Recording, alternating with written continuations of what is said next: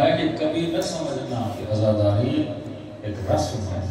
عزاداری کا مطلب خاص طریقے سے زندگی گزارنا، ایک خاص فکر کو لے کے اپنی زندگی میں آنا. اور دن بدن جیسے دن گزر رہے ہیں خدا اس مکتب کی حقانیت ہو ویسے ویسے واضح کرتا ہے کہ آج استعمار کے مقابلے میں، استعماری طاقتوں کے مقابلے میں ان کے خود جوان یہ اقرار کر رہے ہیں کہ آج اگر کوئی کھڑا ہے تو مکتب شیعہ کھڑا ہے. یہ کوئی اپنے مکتب کی تعریف نہیں ہے. آج ان کے بڑے جرنلسٹ یہ بول رہے ہیں کہ واقعاً امریکہ کے مقابلے میں، اسرائیل کے مقابلے میں اگر کوئی کھڑا ہے تو کون ہے؟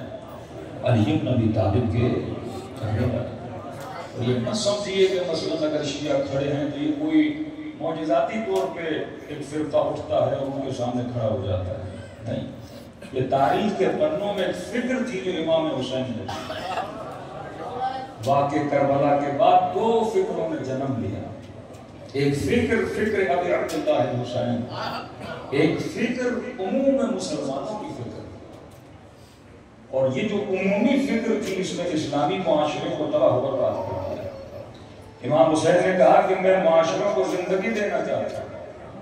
فرمایا زندگی صرف سانس لینے کا نام نہیں، زندگی صرف کھانے پینے کا نام نہیں، زندگی نام ہے اس معاشرے کی. ہمیں کیسے پتہ چلے کہ مثلاً پاکستانی معاشرہ زندہ معاشرہ ہے یا مردہ معاشرہ ہے؟ ہمیں کیسے پتہ چلے کہ عراقی معاشرہ ایک زندہ معاشرہ ہے یا مردہ معاشرہ ہے؟ ہمیں کیسے پتہ چلے کہ ویسٹرن سوسائٹی زندہ معاشرہ ہے یا مردہ معاشرہ ہے؟ پر میں معاشروں کی زندگی کا پتہ ان کی اخلاقیات سے چلتا ہے. زندہ معاشرہ وہ ہے جو برائی کو جانے، اچھائی کی پہچان رکھے. یہ مردہ معاشرہ ہے جو دیکھے کہ نبی کے نواسے کے گلے پہ چھری چلائی جا رہی ہے اور خاموشی سے دیکھتا ہے. کیونکہ اس معاشرے میں اچھائی اور برائی کی تمیز ختم ہو چکی ہے. معروف اور منکر کا مطلب یہ ہے کہ میں بتانے آیا ہوں کہ اچھائی کیا ہے، میں بتانے آیا ہوں کہ برائی کیا ہے. دوسری طرف وہ معاشرہ ہے جو برائی کو پڑھاتا جا رہا تھا، وہ صرف پڑھا نہیں رہا تھا، وہ استدلال کر رہا تھا، کبھی قرآن سے کبھی نبی کی حدیثوں سے. کہ آج انہی کے پڑھے لکھے بچے اپنے مفتیوں سے پوچھتے ہیں، کیونکہ بعض مکاتب کی اساس ہوتی ہے. امام نے اساس مکتب کو ہلا دیا اپنے اقدام سے. امام حسین نے ایک ریڈ لائن کھینچی حق و باطل کے درمیان. کیا انہی کے مفتیوں سے، انہی کے جوان پوچھ رہے کہ جب یہ بتائیے جب نبی کا نواسہ کسی فاسق اور فاجر کے مقابلے میں کھڑا ہوا تو کیا مدینے میں اصحاب رسول نہیں تھے؟ کیا مدینے میں اکابر امت نہیں تھے؟ کیا موجود تھے؟ کا پھر ان کا نہ اٹھنا ان کی عدالت پہ سوال نہیں ہے. ایک پتہ چلتا ہے بندہ دین کو تباہ کرتا ہے، فاسق بھی ہے، فاجر بھی ہے. کہ مفتی صاحب یہ تو مانتے ہیں نا کہ فاسق و فاجر تک اسے بھی مانتے ہیں، لیکن جواب سنیے مفتی صاحب کہتے ہمارا اس سے لینا دینا ہے ہی نہیں کہ وہ فاسق تھا یا عابد تھا یا کیسا تھا.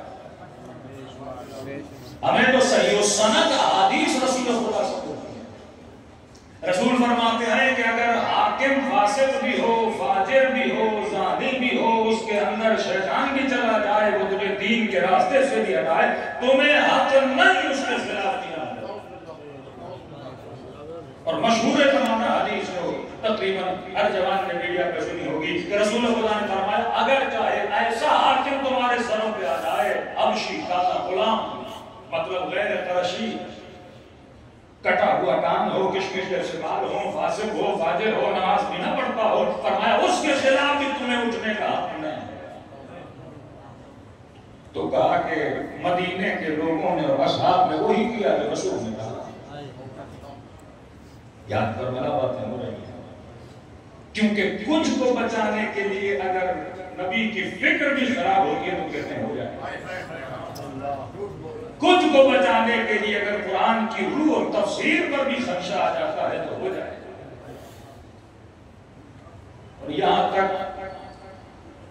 جوک ہے، یہ حدیث نہیں ہے لیکن ان کی حدیث بن گئی.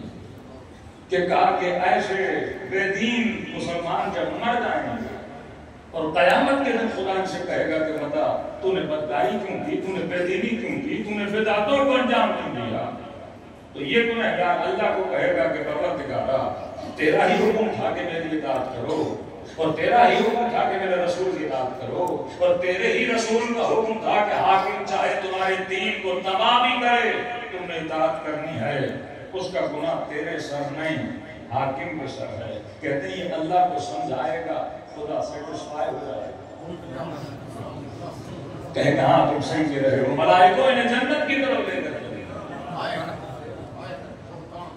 اب سوچئے کہ وہ مسلمان جو دن میں 5 مرتبہ نماز پڑھے اور ہر نماز کی 2 رکعت میں سورہ حمد پڑھے اور سورہ حمد میں ایک دعا کرے، اہدنا الصراط المستقیم،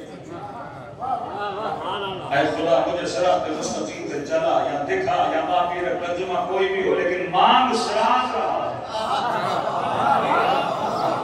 مجھے راستہ دکھا، مجھے راستے پہ چلا، ان کا راستہ جو نعمت والے، ان کے راستے پہ نہ چلا جن پہ تو غضبناک ہوا جو گمراہ تھے۔ ایک طرف ڈیلی مسلمان کو کہے کہ تم نے سیدھے راستے پہ چلنا ہے اور گمراہوں کے راستے پہ نہیں چلنا، دوسری طرف اسی خدا کا حبیب اگر یہ بولے کہ اگر کوئی گمراہ تجھے گمراہ کرے تو تم نے چلنا ہے، تو جناب اس دعا کا کیا ہوگا، پھر اس نبی کی حدیث کا کیا ہوگا؟ یہ کنٹروڈکشن حدیث اور قرآن اور دعا کے درمیان۔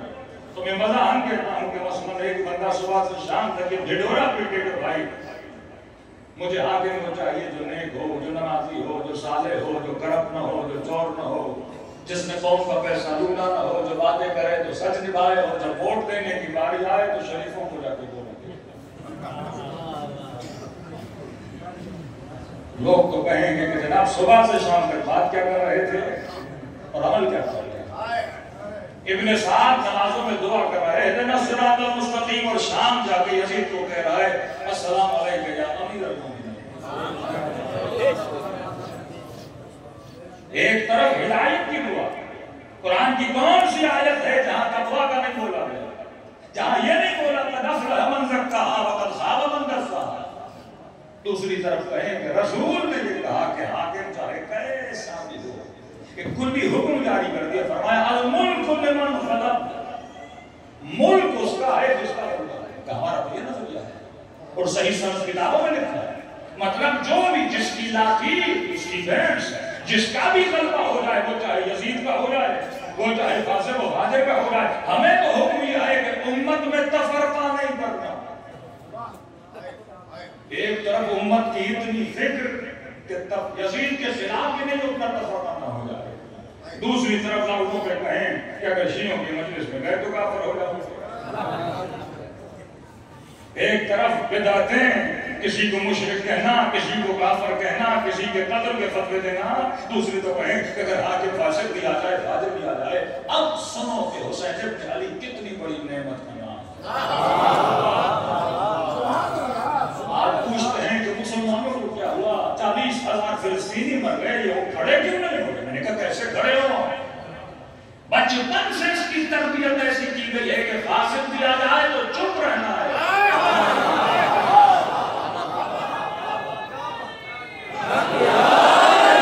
بچپن سے اس کی تربیت ہے، اگر قاتل بھی آ جائے تو چپ رہنا ہے، اگر ظالم بھی آ جائے تو چپ رہنا ہے۔ میں نے کہا ایک قیام دکھاؤ ہمارے بھائیوں کی تاریخ میں تو بنو عباس کے خلاف کوئی قیام کیا، بنو امیہ کے خلاف کوئی قیام کیا، کیونکہ وہ فکر ہی نہیں تھی کہ ہم نے قیام کرنا ہے۔ یہ ظالم اور فاسقوں کے مقابلے میں اٹھنا، یہ کردار یا علی کا ہے یا علی کے بیٹوں کا ہے۔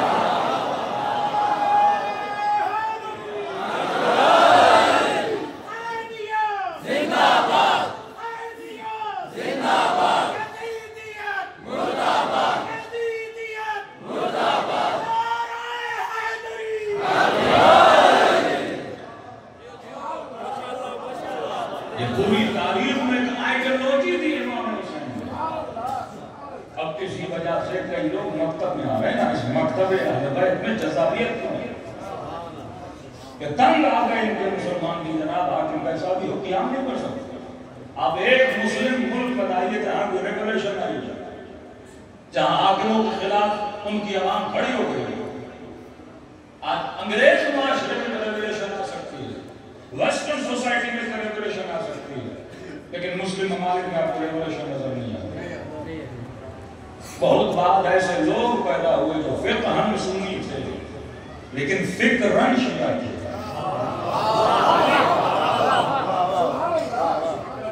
مثلاً اخوان المسلمین بات اختلاف ہے, لیکن یہ فکر کے حاکم اگر بدکار ہو انہیں کھڑا ہونا ہے. مصر میں ہلکی سی انقلاب کی جو جھلک دیتے ہیں یہ اخوان المسلمین فکر کہاں سے لے رہے ہیں؟ کیونکہ یہ فکر سنی فکر نہیں ہے حاکم کے خلاف اٹھنا, یہ شیعی فکر ہے. وہاں تو مفتی فتویٰ دیتا ہے کہ آپ نہیں اٹھ سکتے.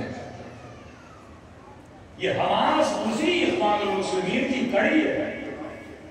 یہ جماعت اسلامی اسی فکر کی کیا تھی, کڑی تھی. کبھی ان کے آپ دیکھتے ہیں شیعوں کے ساتھ مراسم اچھے ہوتے ہیں کہ پہلے مولانا تھے جنہوں نے خلافت و ملوکیت لکھی, پھر اسی پاکستان کے کسی جنرل نے ان پہ قتل کا حکم نامہ صادر کروایا, پھر ان کو بچایا کس نے؟ شیعہ علماء نے بچایا. آپ کیسے کہہ سکتے ہیں کہ خلافت اور ملوکیت کا مطلب کیا ہے؟ حاکم تو حاکم ہوتا ہے. الملک لمن غلبہ, جس کا غلبہ وہ خلیفہ بن جاتا ہے, اس کی اطاعت امت پر واجب ہے. جب آپ نے یہ تقسیم کر دی کہ 4 خلافتیں تھیں, باقی ملوکیتیں تھیں, تو آپ نے پوری اساس کو تہز نہز کر دیا کہ مطلب خلیفے کی اطاعت واجب ہے, بادشاہ کی اطاعت واجب نہیں ہے. تو پھر ان کا کیا ہوگا جنہوں نے مدینے میں حسین کا ساتھ نہیں دیا؟ کہ جگہ جگہ کسی کو بچانے کے لیے دین میں کیا ڈالتے گئے؟ دراڑیں ڈالتے گئے. اب نتیجہ دیکھو کہ ہمارے یہاں شیعہ معاشروں میں قیادت کن کے پاس رہی؟ علماء کے پاس. کیونکہ علماء کی اصل ڈیوٹی وہی ہے جو ائمہ کی ڈیوٹی ہے. ائمہ کا کام تھا لوگوں کو شعور دینا, لوگوں کی فکر کو پیدا کرنا, ان کو اچھائی اور برائی کی تمیز دلانا. یہ جوان یہ جان سکے کہ اچھا کیا ہے برا کیا ہے. جس معاشرے میں یہ ختم ہو گیا کہ جہاں اچھائی اور برائی کیا ہے, پھر وہ معاشرہ مردہ ہو جاتا ہے. دوسری طرف ہمارے بھائیوں کا معاشرہ ہے, کلم کلا بات ہے. میں نے کہا کیوں؟ اس مکتب میں افیکشن ہے. کبھی آپ کو مولانا صاحب جیسے, کبھی آپ کو مرزا جیسے, کبھی آپ کو مفتی ہمدرد جیسے لوگ بارہا اس مکتب میں آتے جاتے ہیں یا قریب ہوتے جاتے ہیں فکر اہل بیت سے, اسی وجہ سے کیونکہ حسین نے انسان کی عقل کو بیدار کیا.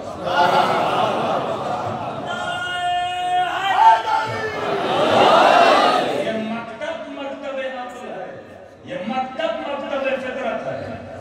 جب آپ فطری کام کرتے ہو تو دنیا آپ سے کیا ہوتی جاتی ہے؟ قریب ہوتی جاتی ہے. 2 معاشرے بنے, ایک وہ اسلام جو امام حسین نے بتایا, ایک وہ اسلام جو مفتیوں نے بتایا, اور وہ اسلام تھا جو حکماء کو بچانے کا اسلام تھا. کیونکہ صلح امام حسن کے بعد اور شہادت امام حسین تک تقریباً 20 سے 30 سال کا فاصلہ ہے. فرماتے بنو امیہ نے حدیث بنانے کی فیکٹریاں لگا دی, صرف امت کو یہ بولنے کے لیے جو حسین نے کیا, جو علی نے کیا, جو حسن بن علی نے کیا, حاکموں کے خلاف اٹھنا. فرمایا ہم سب سے بات کر دیتے ہیں کہ آج کے بعد کسی میں جرأت نہ ہو کہ حاکم کے خلاف کیا کرے, قیام کرے. تو پھر کہا کہ رسول نے فرمایا کہ حاکم کیسا ہو, ظالم ہو. سینکڑوں احادیث ہیں جو عقل سے نہیں ملتی, قرآن کی تفسیر روح سے نہیں ملتی. اب فرمایا امام حسین نے قیام کیا. تو سوال یہ ہے جو حسین نے کیا وہ صحیح تھا یا مدینے میں بیٹھے ہوں نے کیا وہ صحیح تھا؟ تو کہتے ہیں مدینے میں بیٹھے ہوں نے رسول کی فرامین پہ عمل کیا. تو سوال ہے پھر حسین نے کیا کیا؟ میں تبھی کہہ رہا ہوں کہ یہ واحد مکتب ہے کہ جس کی نسل محبت اور نفرت میں کنفیوز نہیں ہے.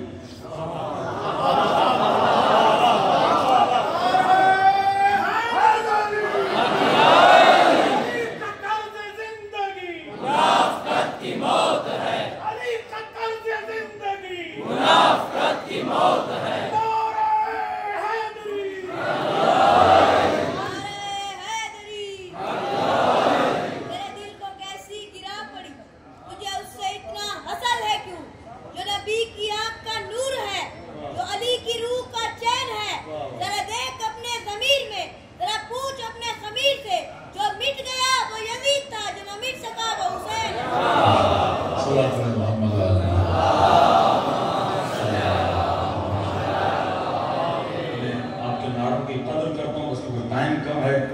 جلدی سے نہ ڈلیور ہو سکے میں کرنا چاہ رہا ہوں. فرمائے فکر اور آئیڈیالوجی کس کی تھی؟ امام حسین کی آئیڈیالوجی تھی. اب سوال ہے کہ انہوں نے عمل کیا نبی کی حدیثوں سے، امام حسین نے کیا کیا؟ کہ آج ہمارا 10 سال کا بچہ، 15 سال کا بچہ، اس مکتب کی خوبی ہے کہ اہل بیت نے ہماری محبتوں اور نفرتوں کو مکس نہیں کیا. بالکل ہم کلیئر ہیں، اٹل فیصلہ کر دیتے ہیں کیونکہ ہمیں کلیئر کیا اہل بیت رسول نے کہ آج ہمارا 10 سال کا بچہ پوچھو یزید پر لعنت بھیجنی چاہیے کہ نہیں، اور بربلا کہتا ہے بھیجنی چاہیے، کنفیوز نہیں. اسے پتا ہے کہ میں نے محبت کس سے کرنی ہے، میں نے نفرت کس سے کرنی ہے. لیکن ان کے بڑے سے بڑے مفتی سے جا کے پوچھئے یزید پر لعنت بھیجنی ہے کہ نہیں، پہلے سوچتے ہیں،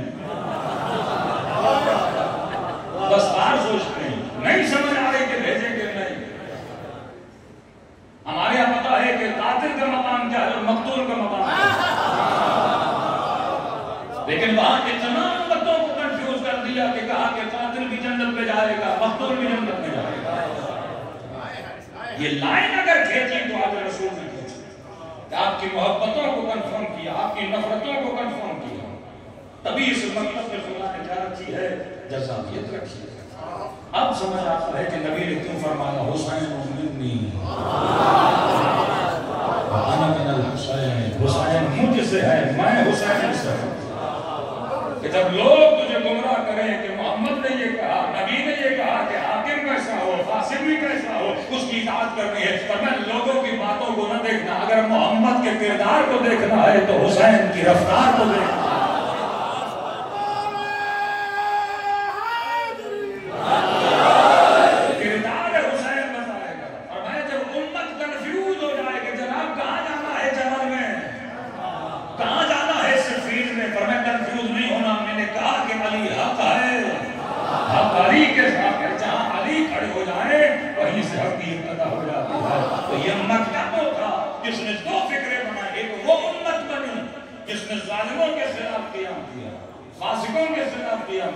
پھر ایک امت کا وہ بہت بڑا طبقہ بنا جس نے کہا کہ نہیں جناب حاکم کیسا بھی ہو ہم اٹھ نہیں سکیں گے. اب یہ وہ طبقہ تھا جس پہ ظلم ہوتا رہا اور ظلم کے نیچے ترتا رہا ہے، اس کا رہا مختلف بادشاہتوں کے نیچے، کبھی عباسی، کبھی عمری، کبھی عثمانی، مختلف بادشاہتیں جو آج تک چلتی ہوئی آ رہی ہے. مسلمانوں کی نہ فکر رہی، نہ کلچر رہا، نہ آداب رہے، نہ ظلم کے خلاف آواز بلند کرنا رہا. لیکن فرمایا اسی تطبیق میں اہل بیت کی فکر والا ایک طبقہ رہا. آپ مجھے بتائیے ہمارے بھائیوں کے یہاں ایک عالم کی ویلیو کیا ہے اور مکتب شیعہ میں عالم کی ویلیو کیا ہے؟ کیونکہ ہمارے یہاں آئیڈیالوجی ہے تو دین کا علماء ورثۃ الانبیاء، اور بتا دیا کہ عالم کی ڈیوٹی ہے کہ معاشرے کی اصلاح، عالم کی ڈیوٹی ہے کہ بتائے کہ فاسق کے سامنے کھڑے کیسے ہونا ہے، عالم کی ڈیوٹی ہے کہ بتائے کہ فسق و فجور کے مقابلے میں آواز کو بلند کرنا ہے. لیکن وہاں چلے جائیے مولویوں کی ذمہ داری صرف نکاح پڑھانا، جنازے پڑھانا، کہہ رہے ہیں حلوے کہاں،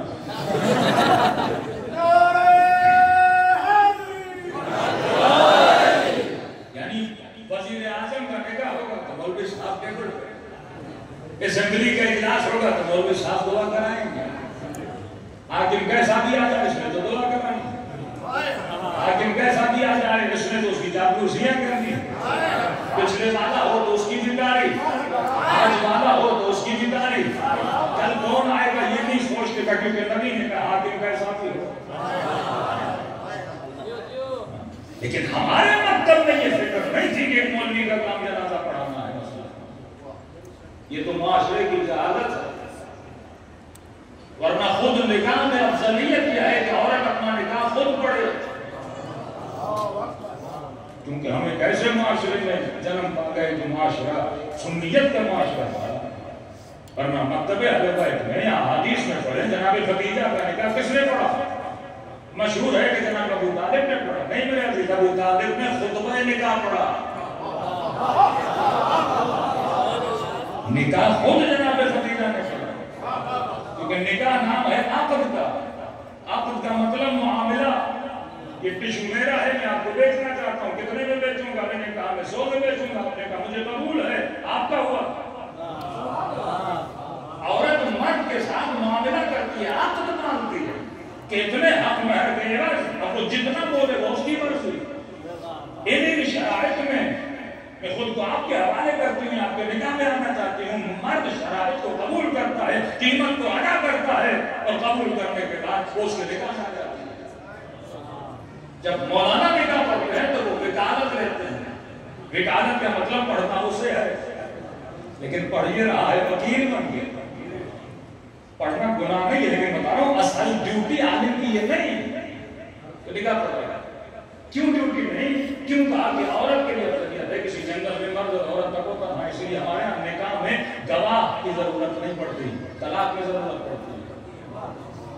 جنگل میں مرد اور عورت اکیلے ہیں، ڈھونڈتے پھریں گے مولانا مل جائے، مولوی نہ ملے تو کیا کریں گے؟ آدم و حوا کا نکاح کس نے پڑھا ہے بھائی؟ خود بی بی حوا نے پڑھا ہوگا۔ جب کوئی ہے ہی نہیں، مرد اور عورت اکیلے نکاح کون پڑھائے گا؟ کہ جنازہ تو مولوی پڑھائیں گے بھائی، کبھی یہ حادثہ ہو گیا سفر میں، والد گرامی دنیا سے چلے گئے، اب جنازہ مولوی ڈھونڈتے پھرو گے۔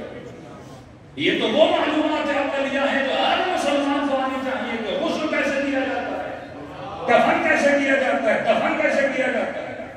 نماز جماعت کون پڑھائے گا؟ کوئی شک نہیں ہے مولانا، قرأت صحیح ہونی چاہیے، بندہ عادل ہونا چاہیے، معاشرے میں اچھا نام ہو، آگے کھڑے ہو کے نماز پڑھا سکتا ہے، لیکن کہا نہیں خطبہ جمعہ عام آدمی نہیں دے سکتا، یہ عالم کی ڈیوٹی ہے۔ کیونکہ نیشن کو ایڈریس کر رہا ہے، علم کی ضرورت ہے، کیونکہ معاشرے کی تربیت کرنی ہے، علم کی ضرورت ہے۔ ایک وہ معاشرہ جس نے مولویوں کو محدود کر دیا نکاح خانے میں، جنازے پڑھانے میں، اب خدا نہ خواستہ ان کے معاشرے میں کوئی مولوی کھڑا ہو جائے کہ میں نے امت کی تربیت کرنی ہے، کہتے مولوی صاحب تیرا کام مسجد تک ہے، سیاست میں کیا کر رہے ہو؟ ایک ان کے اندر مولانا ہوتا تھا قادری صاحب، کیا حال کیا؟ وہ کہتے ہیں میں اب پاکستان نہیں آؤں گا۔ پاکستانیوں نے مجھے مایوس کیا۔ بھائی کیسے مایوس نہ کریں؟ آپ کے بڑے بڑوں نے کہا کہ حاکم کے خلاف اٹھنا حرام ہے۔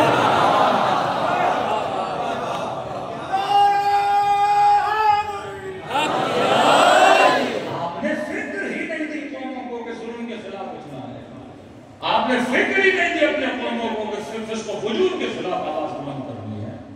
یہ تو ایران کے ایک مولانا تھے جنہوں نے شہنشاہیت کے تختے کو الٹ دیا کہ خمینی کی طاقت نہیں تھی، یہ حسین کی آئیڈیالوجی کی طاقت تھی، جس نے کہا کہ عزائے حسین کا مطلب یہ ہے کہ معاشرے میں اچھائی اور برائی کو بلند کرو، بتاؤ کہ اچھائی کیا ہے، بلند کیا ہے، تاکہ حاکم کوئی بھی بنے اس کے اندر خوف پیدا ہو جائے کہ میں اسلامی احکامات کو پامال نہیں کر سکتا، کیونکہ امت بیدار ہے۔ امام حسین امام حسین حکومت کو حاصل کرنے نہیں گئے، کہ ہم نے صلح پہ یہی لکھا تھا کہ اپنے بعد حاکم کسی کو نہیں بناؤ گے، حاکم اسے بناؤ گے جسے امت تسلیم کرے۔ وہی ڈیموکریسی کا کانسیپٹ، جسے امت مانے، ورنہ ہماری ضد تھوڑی ہے کہ ہم حاکم بنیں، حکم خدا ہے، لیکن حکم خدا بھی امپلیمنٹ تبھی ہوگا جب عوام ایکسپٹ کرے۔ اگر عوام علی کو پسند نہیں کرتی تو مولانا گھر بیٹھ جاتے ہیں کہ میں صرف یہ کہنے آیا ہوں، نبی نے اعلان کیا کہ اگر تمہیں علی نہیں چاہیے علی گھر بیٹھ جاتے ہیں۔ چوتھی خلافت بھی جب آئی تو امیر المومنین ایکسپٹ نہیں کر رہے تھے، جب عوام نے کہا تو امیر المومنین تخت خلافت پر آئے۔ جب لوگوں نے خط لکھے تو امام حسین لوگوں کی فریاد پہ ان کی مدد کے لیے آگے بڑھے۔ امام تبھی آتے ہیں جب لوگ بلاتے ہیں، لوگ نہ چاہیں خدا تب تک پردے غیب سے امام کو باہر نہیں آتے ہیں۔ یہ شعور لوگوں کے اندر پیدا ہو جائے کہ حاکم کیسا ہونا چاہیے۔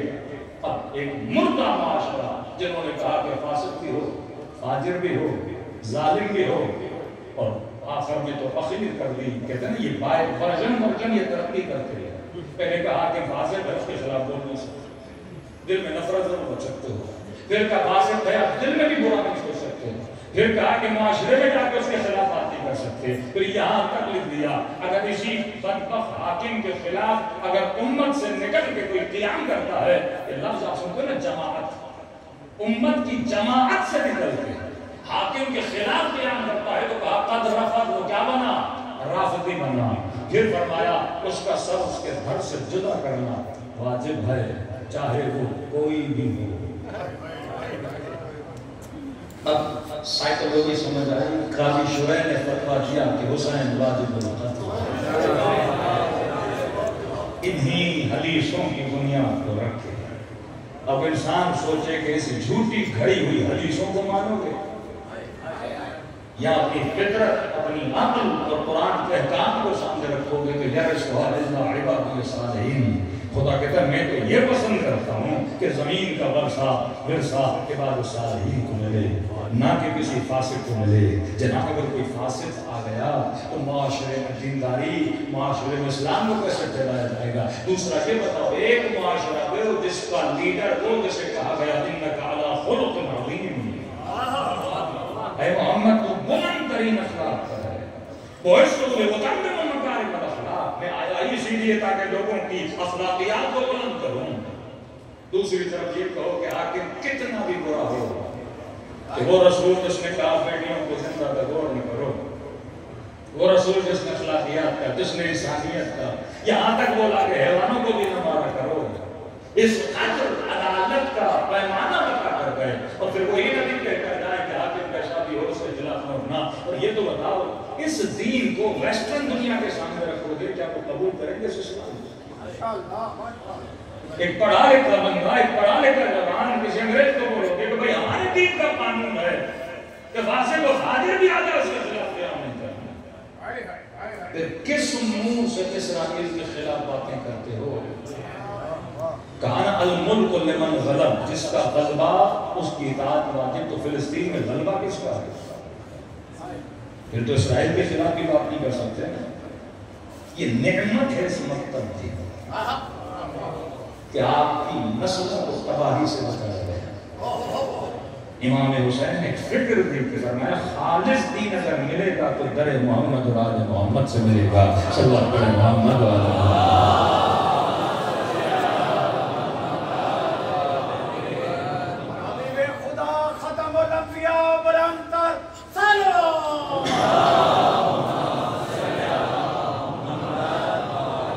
تو اس معاشرے فتنہ گری میں اگر کوئی ہمیں بچا سکتا ہے تو وہ آل رسول ہے.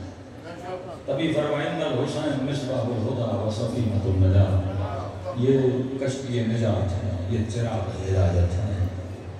فرمایا واعتصموا بحبل اللہ جميعا. یہ حبل کیا ہے؟ یہ آل رسول ہے. اس رسی کو تھامو گے تو کبھی گمراہی میں نہیں جاؤ گے. اہل بیت نے اپنے چاہنے والوں کو بصیر بنایا. فرمایا جب تک بندہ بصیر نہیں تب تک حق و باطل کی پہچان نہیں کر سکتا. آنکھوں سے دیکھتے تو سب ہیں پر دل کی آنکھ کسی کسی کی روشنی جو دل کی آنکھوں سے دیکھ سکے کہ حق کیا ہے باطل کیا ہے. تھوڑا سا کر رہا ہوں. اہل بیت نے اس مکتب کو چلانے کے لیے میں نے اشرف کو اس پہ پڑھا ہے کہ اہل بیت نے نیٹ ورک بنایا. شیعت معجزاتی مکتب نہیں ہے. تو وہ بولے گا عبداللہ ابن سبا آیا اور مکتب بنا دیا. تم بھی تو پھر ایسے عبداللہ سبا پیدا کرو نا جو اتنا منظم مکتب بنائے. یہ حادثاتی مکتب نہیں ہے اور نہ ہی حادثات سے ختم ہو جاتا.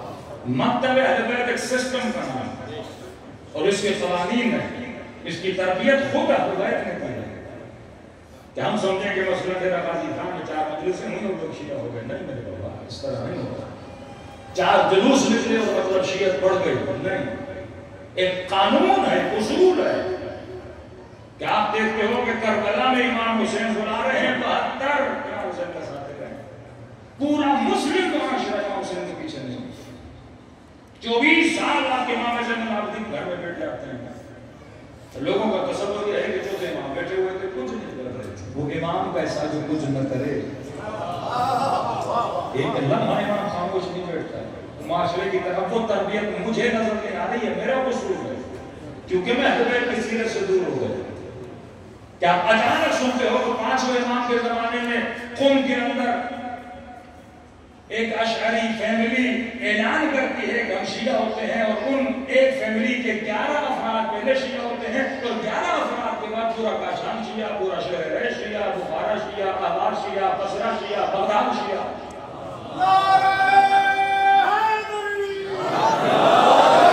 حکومت ان کی پیسہ ان کے پاس پاور. یہ کیا ہو رہا تھا کہ اچانک لوگ نکلتے اور اعلان کرتے ہیں اہل بیت اندر خانہ سیکریٹلی قوموں کی کیا کر رہے تھے؟ تربیت کر رہے تھے کہ چھٹے امام کے زمانے کے بعد یہ بحرین آتا ہے اور کہتے ہیں اس زمانے میں 7 لاکھ درہم خمس لے کے امام کے پاس پہنچا. اگر اس زمانے کے 7 لاکھ درہموں کو آج کے زمانے میں کنورٹ کیا جائے تو 400 کروڑ بنتا ہے. مطلب اتنا سسٹم ڈیولپ ہو چکا فوراً جو تھے امام کے بعد کہ مختلف جگہوں سے اماموں کے پاس پیسہ آنا شروع ہوا. سسٹم آف اکنامک ایک مضبوط اکنامیکل سسٹم اہل بیت نے بنا کر دیا جس کی وجہ سے مکتب کا نیٹ ورک چلتا ہے. یہ بات مورخ اہل سنت جب صحابہ کو بیان کرتے ہیں نا کہتے ہیں فلاں کو موسیٰ کاظم نے 30,000 درہم دیا. کہتے ہیں حاکم کے پاس فقیر جاتے تھے حاکم 14 درہم دیتا تھا. موسیٰ کاظم کے در پہ آتے تھے یہ 140 درہم دے دیتے تھے. کہ حاکموں کے پاس اتنا پیسہ نہیں جتنا آنے رسول کے پاس تھا. پریشان تھے آتا کہاں سے ہے یہ دن میں نے شیعہ بڑھ کیسے رہے ہیں. میرے عزیز تربیت کی ایک ایسا معاشرہ جو امام کش تھا اس معاشرے کو زین العابدین نے ناصر امام بنا. یہ راتوں راتوں میں نہیں ہوتا. یہ محنتیں یہ زحمتیں یہ تربیتیں یہ شاگرد پروری یہ یتیم پروری یہ سوشل ورک جو معاشرے میں اہل بیت نے کیا جس کے ذریعے سے آپ دیکھتے ہیں ایک فکر اہل بیت کیا لیتی ہے جنم لیتی ہے. اور پھر صحابت کو بیان کرتا ہے کہ جعفر صادق اتنے سخی تھے کہ جب 7 لاکھ درہم لے کر آیا انہوں نے لیے جنت کی بشارت دی اور اسے پھر 7 کے 7 لاکھ واپس بھی کر دیے. لیکن یہ نہیں لکھا واپس کیونکہ اسے نہیں پتا. یہ نہیں لکھا کہ 30,000 درہم ایک بندے کو دے دیتے ہیں. وہ تو لکھتا ہے سخاوتاً. لیکن معاملہ سخاوت کا یہاں نہیں تھا. معاملہ یہ تھا کہ ایک بندہ بحرین سے 7 لاکھ لے کر آتا ہے. حکومت کا عہدیدار تھا. امام نے پھر واپس دیے کچھ سمجھا کر دیے ہوں گے نا وہاں جانا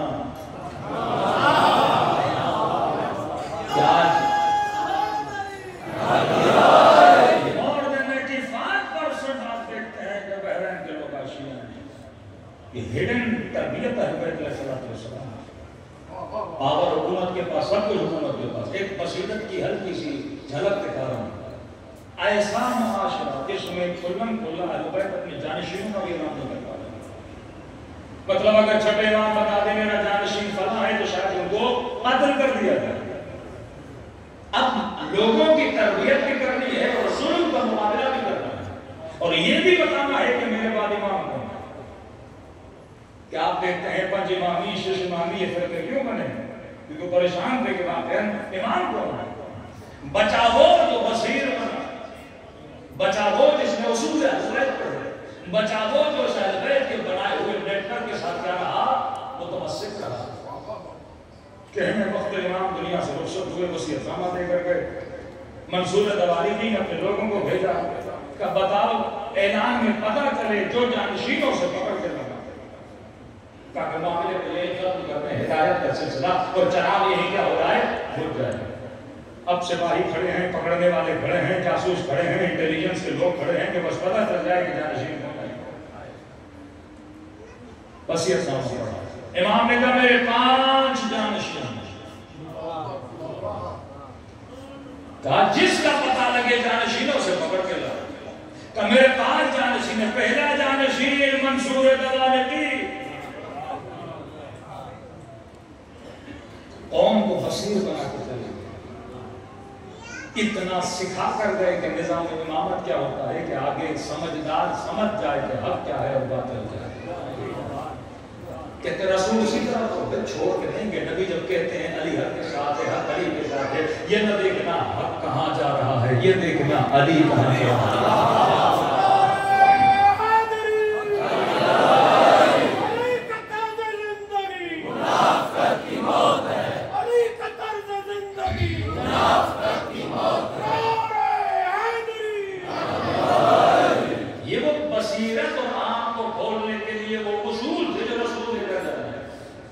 کہ اپنی زوجہ کو کہہ کر جانے جب فلاں جگہ سے گزرو اور وہاں کے کتے بھونکیں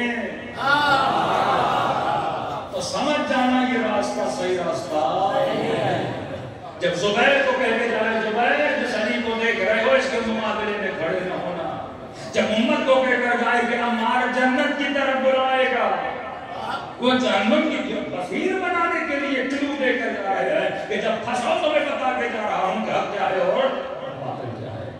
اس سے واضح کہ کہے کہ حسن الحسین سیدہ شباب اہل جنت کے جنازوں کے سردار ہیں. کہ جنت کا جناح کا سردار اپنے نانا کی سیرت کے خلاف چل سکتا ہے؟ یہ کلو دے کر جا رہے ہیں. فرمایا میرے 5 جانشین ہیں. پہلا منصور دبانے کے، دوسرا والی مدینہ، دونوں ظالم جو جاہل تھے وہ مبہوت رہ گئے، جو پکڑنے آئے تھے وہ پریشان ہو گئے. اور منصور کو کیسے پکڑے وہ تو آگے کا. تیسرا میرا جانشین میری زوجہ، چوتھے میرے جانشین بیٹا عبداللہ جو جسمانی طور پر معذور تھے، پانچویں میرے جانشین موسیٰ کاظم. کہتے ہیں جو پکڑنے آئے تھے وہ بھی اپنے گھر چلے گئے، جو ساتھ تھے وہ ساتھ جلانے لگے. پوری زندگی جس کی امام نے مخالفت کی اسے جانشین کیسے بنائیں؟ کہتے ہیں خبر پہنچی کوفہ میں، قبر امیر المومنین پہ ابو حمزہ سمالی بیٹھے تھے، درس تفسیر قرآن دے رہے تھے. ایک شخص دوڑا آیا، ابو حمزہ سمالی مصیبت آ گئی، کیا ہوا؟ تو امام وقت دنیا سے چلے گئے. کہتے ہیں ابو حمزہ نے سنا، غم طاری ہوا، بش کافی گرا. جب آنکھیں کھلی تو پہلا سوال کیا جانشین کون ہے؟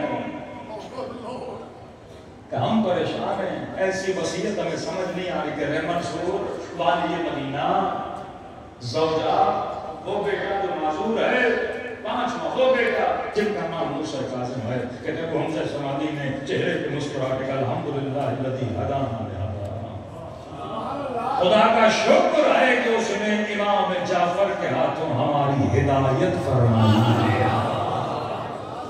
پریشان ہو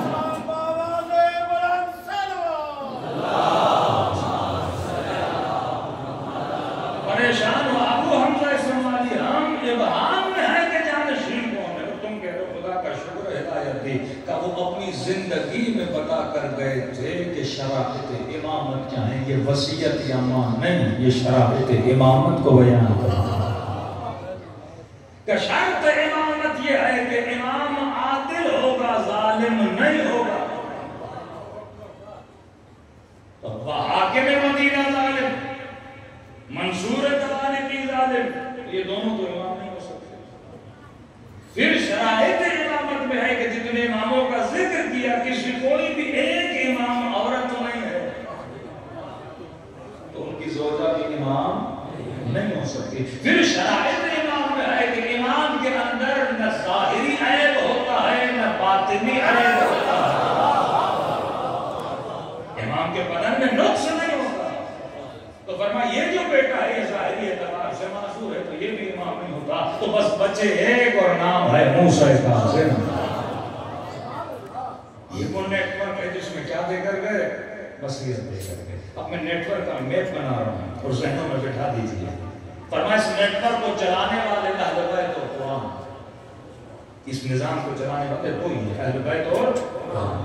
اگر حدیث آ جائے قرآن سے ملاؤ، اگر نہ ملے تو دیوار پہ مانگو. اگر لوگوں کے کردار سامنے آ جائیں تو کردار اہل بیت سے ملاؤ. اگر ان کے مقابلے میں ہے تو شخصیت کو بھی کیا کر دو؟ دیوار پہ مار دو. یہ دو ہی پلر بنا ہے کس کے لیے؟ معیار حق و باطل بنانے کے لیے. تو یہ نیٹ ورک ہے چلانے والے کون؟ اہل بیت اور قرآن. فرمایا ہر درخت کہیں نہ کہیں سے فیڈنگ لیتا ہے. ایک درخت کھڑا ہے، اس درخت کو تنومت اور طاقتور، وہاں کی مٹی، وہاں کا پانی، وہاں کی ہوا. اب یہ جو نیٹ ورک ہے یہ فیڈنگ کہاں سے لے رہا ہے؟ مطلب رسول خدا اس نیٹ ورک کو چلا رہے ہیں. تغذیہ، غذا، فیڈنگ کہاں سے مل رہی نیٹ ورک کو چلانے کے؟ ہم کہتے ہیں وحی الہی. اور اس وحی کا جو تعلق ہے کہتے ہیں اس کا تعلق ہے عقل اور فطرت سے. اس نیٹ ورک کو جو فیڈنگ مل رہی ہے اس کا نام ہے عقل اور فطرت. تبھی آپ کی فقہ کے جتنے فتاوا ہیں ان کا تعلق فطرت سے بہت قریب ہے. ہم کہتے ہیں مثلا کوئی شوہر غصے میں آیا بیوی کو بول دیا میں تمہیں طلاق دیتا ہوں، کہتے ہیں طلاق نہیں ہوتی. فطرت ہے. غصے میں انسان جو کرتا ہے وہ اپنے ہوش و حواس میں نہیں ہوتا، جس طرح نشے میں نہیں ہوتا. تو غصے میں لاکھ مرتبہ بھی طلاق دے طلاق نہیں ہوتی. لیکن ہمارے بھائیوں نے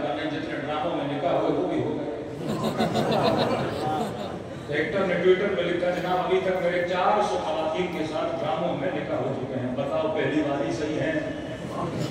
4 تک کون سی ہیں؟ ایک مسئلہ طلاق کی وجہ سے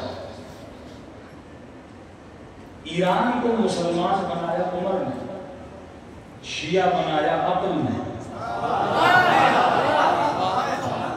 ایک مسئلہ طلاق، بادشاہ نے اس سے بیوی کو طلاق دی جس طرح سے سینکڑوں بار سن چکے ہیں ممبر سے، تو مفتیوں نے کہا جناب حلال ہوگا۔ آوائے ہلوی وہاں سے اٹھ کے آتے ہیں اور عاقلانہ طریقے سے یہ بتاتے ہیں کہ فقہ کس سے دینی چاہیے۔ آپ نے سنا ہوگا سینکڑوں بار سنا ہوگا، بادشاہ بھی مان جاتے ہیں واقعہ مجھے تو فقہ اسی سے لینی چاہیے نا جو رسول سے سب سے زیادہ قریب، جو 80 سال 110 سال بعد میں پیدا ہوئے، انہیں کیا پتا کہ محمد کا حکم کیا ہے۔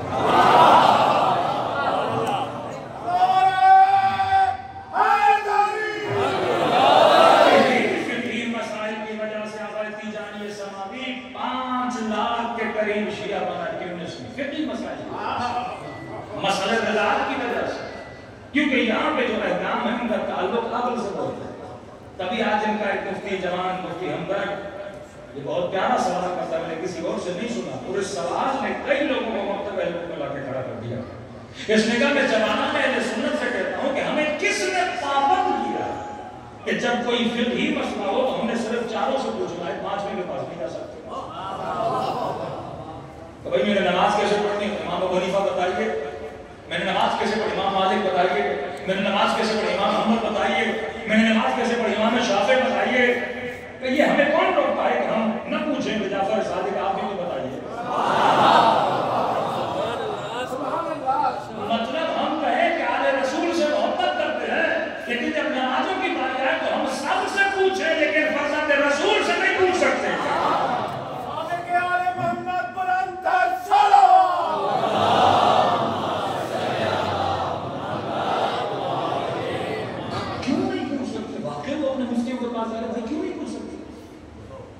اگر 4 لوگ مسجد پہ بیٹھے ہیں، فقہ اور حدیث کے علم میں ماہر ہیں، تو 5واں بھی تو وہی ہے نا جو ان 4 کا استاد ہے۔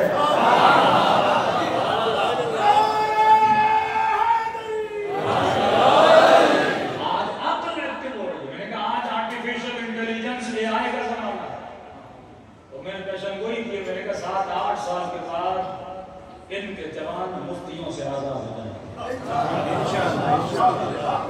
کیوں پہلے یہ ہو جاتا اگر کئی مومن کہتے ہیں مولانا مثلا محمد علی مرزا اتنا سچ کہہ گیا آگے کیوں نہیں بڑھتے؟ میں نے کہا کیونکہ وہ اپنے اصول کو جو بیان کرتا تھا اس کے خلاف چل رہا ہے۔ وہ کیا اصول بیان کرتا تھا کہ نہ میں وہابی ہوں نہ میں بابی ہوں، تو بابوں والا بھی نہیں ہوں، بابوں والا بولتا ہے بریلویوں کو،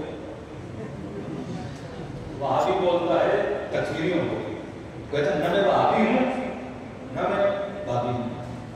لیکن آج تک 2 بابوں سے اس کی جان نہیں چلی، ایک ہے بابا بخاری، ایک ہے بابا مسلم۔ وہ 2 کتابوں میں جو ہے کہتا ہے یہ صحیح ہے۔ تو اب ان کتابوں سے جب تک آزاد نہیں ہوگا تو علی کے باب تک نہیں پہنچے گا۔ رسول فرماتے ہیں ایک ہی باب ہے، اردو والا نہیں عربی والا، وہ ہے باب مدینۃ العلم۔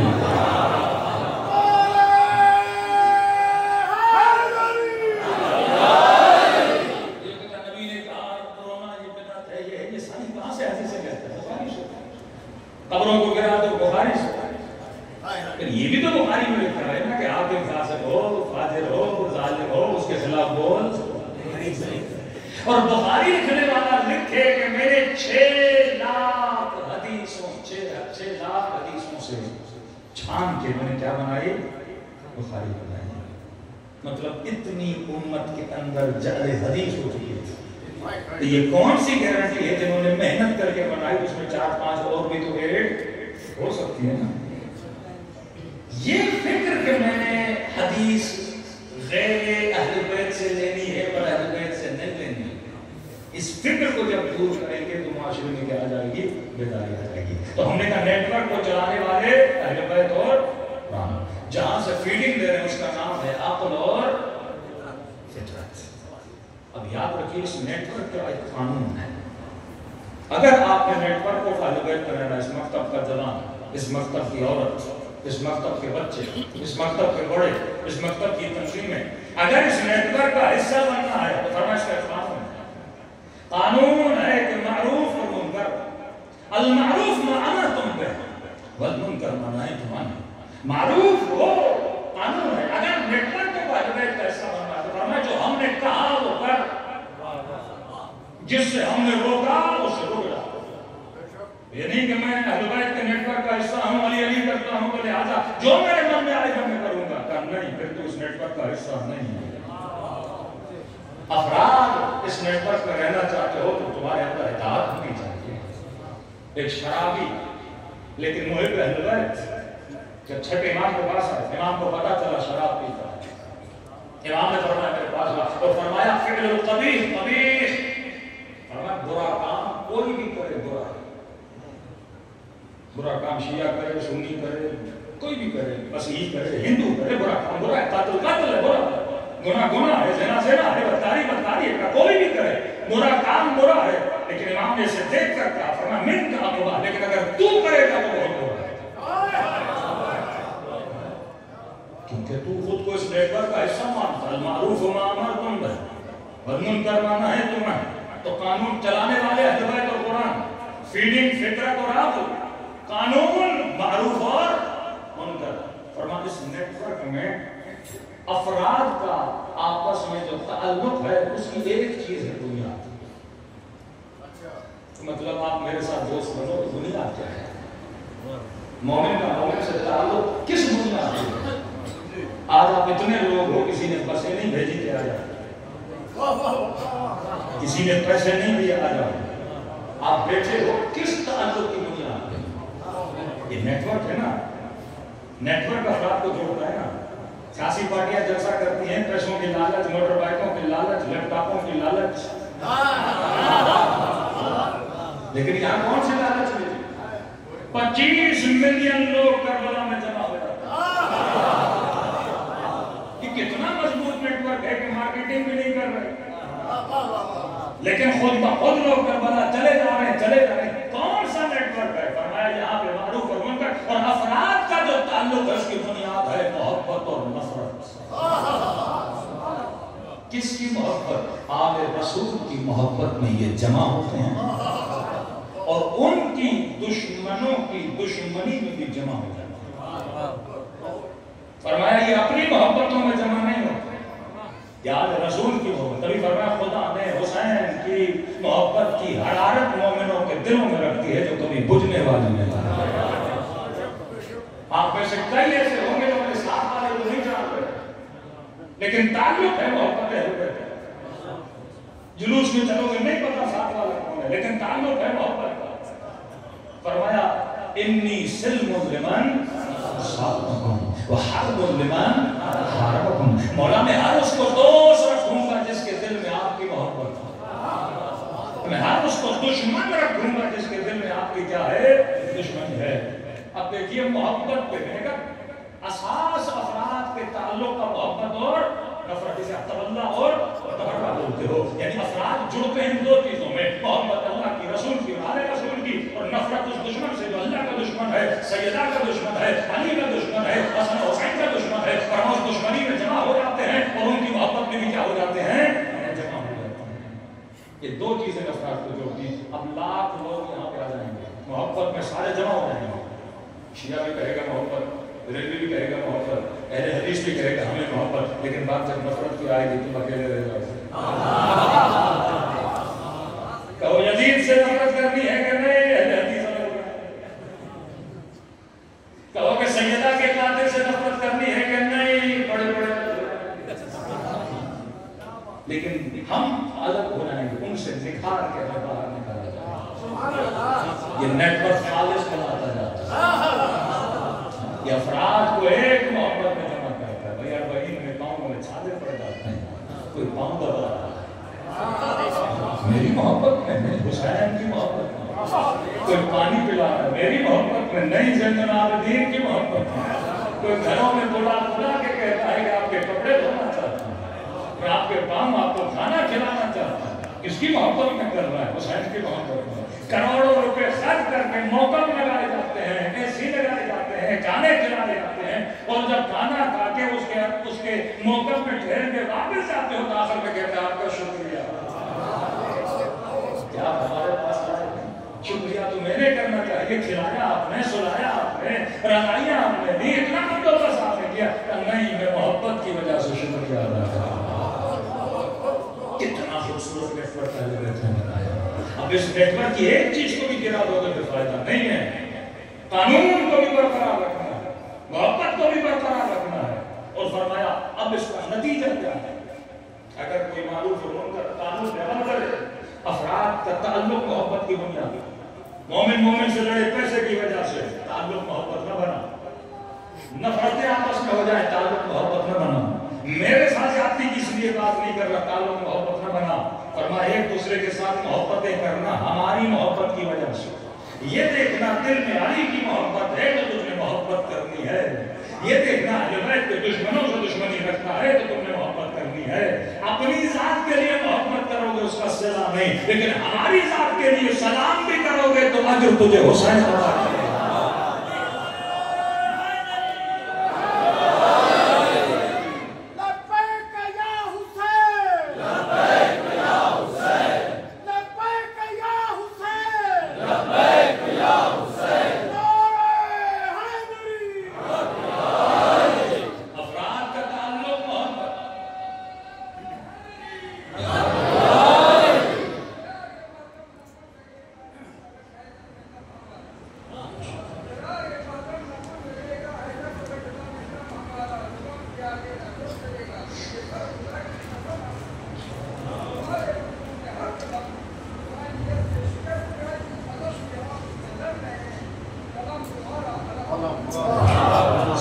محمد والا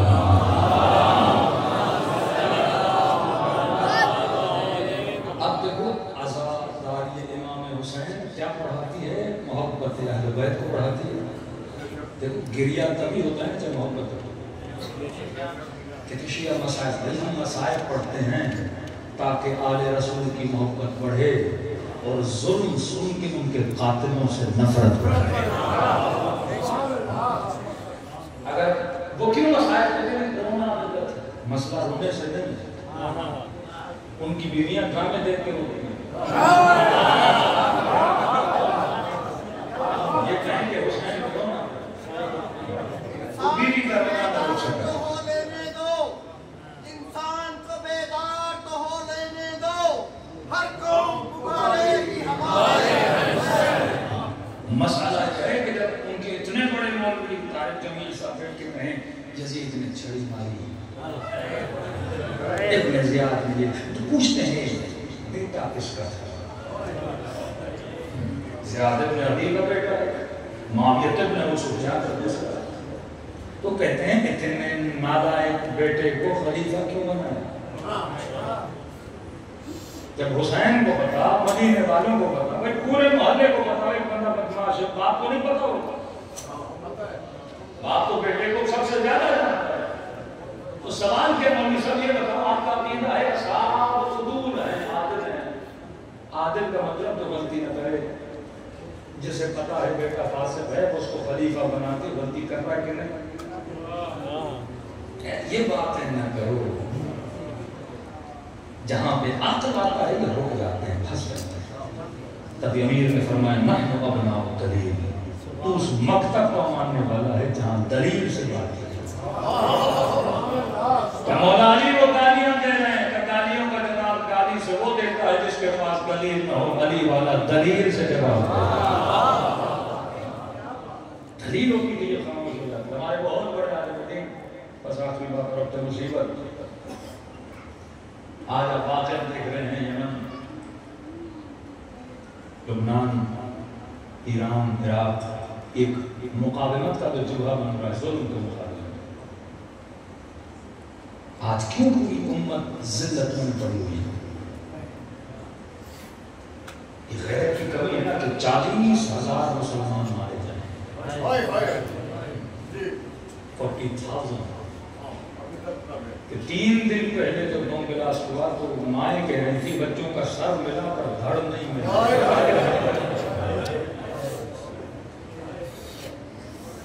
22 کروڑ آبادی ہے پاکستان کی، اس سے بھی زیادہ ہو گیا۔ 22 کروڑ کی آبادی میں 10 لاکھ لوگوں کا جلوس فلسطین کی حمایت میں نہ نکلے، یہ مردہ ضمیر معاشرت کی نشانی۔ سب سے بڑا جلوس لندن میں نکلا، انگریز ہیں لیکن ظلم کے خلاف آواز اٹھا۔ میں نے کہا یہ مکتب فطرت کا مطلب ہے، حسینی کا مطلب جس کی فطرت زندہ ہے۔ امام نے فرمایا اگر مسلمان نہیں تو احرار بنو، آزاد بنو، فطرتوں کو زندہ رکھو۔ میں تمہارے مقابلے میں آیا، مجھے مار رہے ہو، مسئلہ نہیں، کیونکہ جنگ ہے، جنگ جو ایک دوسرے کو مار رہے ہیں۔ لیکن کہا کہ حجت کبریٰ جس پر نام علی اصغر ہے، 6 مہینے کے بچے نکل کے کرتے نہ آپ کو تلوار ہے، میں رکھ کے لاؤں وہاں ملا دو۔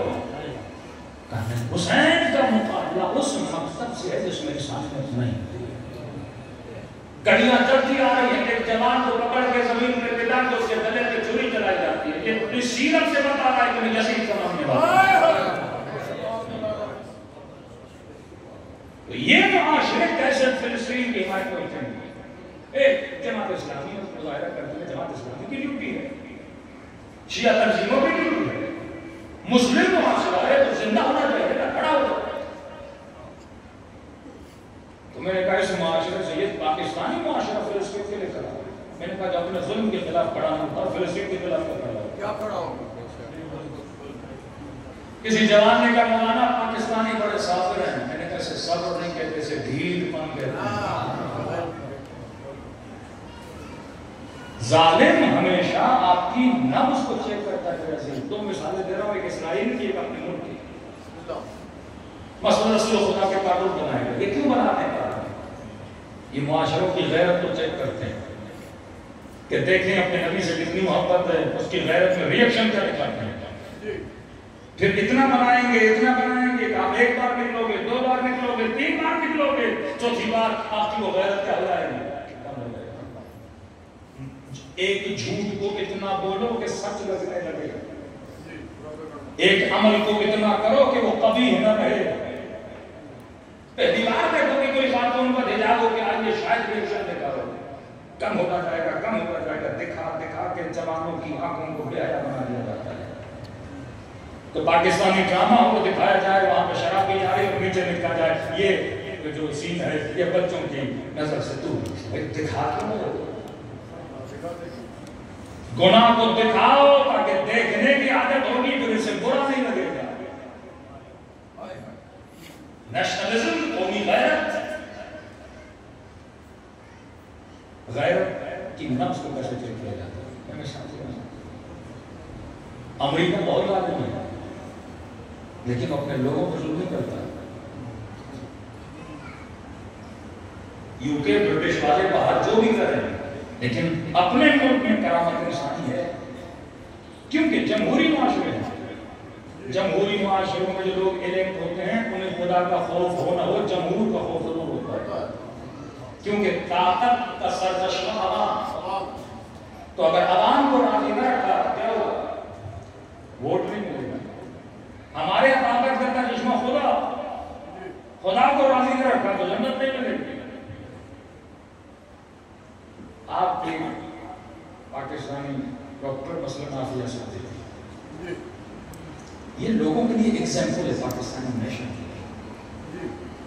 اب برا کیا، اچھا کیا، کرمنل ایکٹیویٹی کی، ٹیررزم میں انوالو تھی، کچھ بھی تھی تو پاکستانی، تو سزا کہاں ملنی چاہیے؟ پاکستان کے اندر۔ ایک پاکستانی نیشنل کو اٹھا کے امریکہ کے حوالے کیا جاتا ہے، چلو حوالے کر دیا، لیکن میں بتا رہا ہوں نہ اس کو چیک کریں۔ وہ معاشروں کو دیکھتے ہیں کہ یہ معاشرہ کتنا غیرت مند ہے، جب ان کو پتا چل رہا ہے کہ اندر غیرت نہیں، اس کے بعد اور بڑا ایکشن ہو جاتا ہے۔ لاسٹ اس کے وکیل نے، لوئر نے رپورٹ شائع کی کہ وہ خاتون بہت، یہ اس انداز میں تقریباً 20 سے 24 بار میرے ساتھ زیادتی ہوتی ہے. اب یہ قوم جس کی بچی ایک امریکن کے نام ایک مسلمان بچی ہوئی اور دیکھے اور چپ رہتی ہے، میرا کیا جائے. مطلب یہ قوم میں نیشنلزم لاتی ہے اور اس قوم کی غیرت کو کیا کر دیا گیا ہے، تہس نہس کر دیا گیا. مطلب اس کے ساتھ جو بھی ہو نہیں ہوتی. یہ سیم معاشرہ ہے مسلم کا معاشرہ کہ کوفے والوں کو پتا ہے، مدینے والوں کو پتا ہے کہ حسین جس کے مقابلے میں جا رہے وہ فاسق بھی ہے، وہ فاجر بھی ہے، وہ ظالم بھی ہے. وہ بربلا کہہ رہا ہے کہ حسین کو قتل کروں گا اور آواز دے رہے حضرت ناصرین سننا. ہزاروں کا مجمع کھڑا ہے لیکن کوئی حسین کی مدد کے لیے نہیں. اس مرتدی کو امام حسین میں لا کرنے کے لیے آئے تھے اور مدینے والوں کو کہتا ہے کہ آپ حسین کا ساتھ نہیں دو گے تمہارے ساتھ بھی وہی ہوگا. کربلا میں بیویوں کی چادریں لٹی. مدینے والوں کی عورتوں کو 3 دن یزیدیوں کے لیے حلال قرار دیا. کم پہ چپ ہو گئے تو تمہارے اوپر زیادہ ظلم ہوگا. پھر جا کے تاریخ پڑھیے اس 3 دن کے نتیجے میں کتنے حرام زادے بچے مدینے میں. یہ ظلم تبھی ہوتا ہے جب لوگ کیا کرتے ہیں، کم غیرت ہو جاتے ہیں. یہ کسی اور ملک میں تو ہوگا. آج پاکستانی مجمع میں اگر کوئی مولانا، کوئی خطیب، کوئی ٹی وی چینل آپ کو یہ نیوز دے کہ فلاں حکمران 5 ارب روپیہ چوری کر کے ملک سے چلا گیا، لوگ ہنستے ہیں اور چائے کا کپ پیتے ہیں. اچھا 4 ارب 5 ارب پچھلا تو 10 لے گیا. یہ مردہ معاشروں کی مشکل ہے کہ جن کے اندر تہذیب، جن کے اندر تمدن، جن کے اندر کلچر، جن کی فکر کو تہس نہس کر دیا گیا، جن کے اندر اچھائی اور برائی کی تمیز ختم ہو گئی. اور کیوں ختم ہوئی؟ کیونکہ یہ ڈیوٹی مولویوں کی تھی اور مفتیوں کی تھی کہ لوگوں کی فکروں کو کیا کریں، بیدار کریں. لیکن مولوی تو مسجد میں لگ گیا. اس نے تو خطبوں میں کہا کہ جنا آپ کے پیسہ بھی ہو آپ اس کو کچھ بول نہیں سکتے. جس نے معاشرے کی تربیت کرنی تھی اسی نے معاشرے کو قاتل حسین بنایا. اب شکر کرو کہ اہل بیت کے نیٹ ورک نے تمہارے علماء کو بچا کے رکھا کہ اس غیر شیعہ مکتب کا کوئی مولوی سوچ بھی نہیں سکتا کہ میں مسلم معاشرے کا حاکم بن سکتا. لیکن خمینی کی فکر نے دنیا کو بتایا کہ حسین نے کیا کمال کر کے دکھا دیا. امام کش معاشرہ اور اس معاشرے کی ایسی تربیت کی کہ ناصر امام بنا اور اتنی بڑی شہنشاہیت کو گرا کے روند کے رکھ دیا. آج جہاں جہاں شیعہ معاشرے ہیں وہاں وہاں لیڈرشپ ایک فاسق کے ہاتھوں میں نہیں، عالم کے ہاتھوں میں. ایران چلے جائیے سید علی، لبنان چلے جائیے سید حسن، بحرین چلے جائیے شیخ عیسیٰ، یمن چلے جائیے سید حوثی. جہاں جہاں دیکھتے ہیں لیڈرشپ کس کے پاس ہے؟ عراق چلے جائیے وزیر اعظم کے پاس اتنا پاور نہیں جتنا سید سیستانی کے پاس پاور.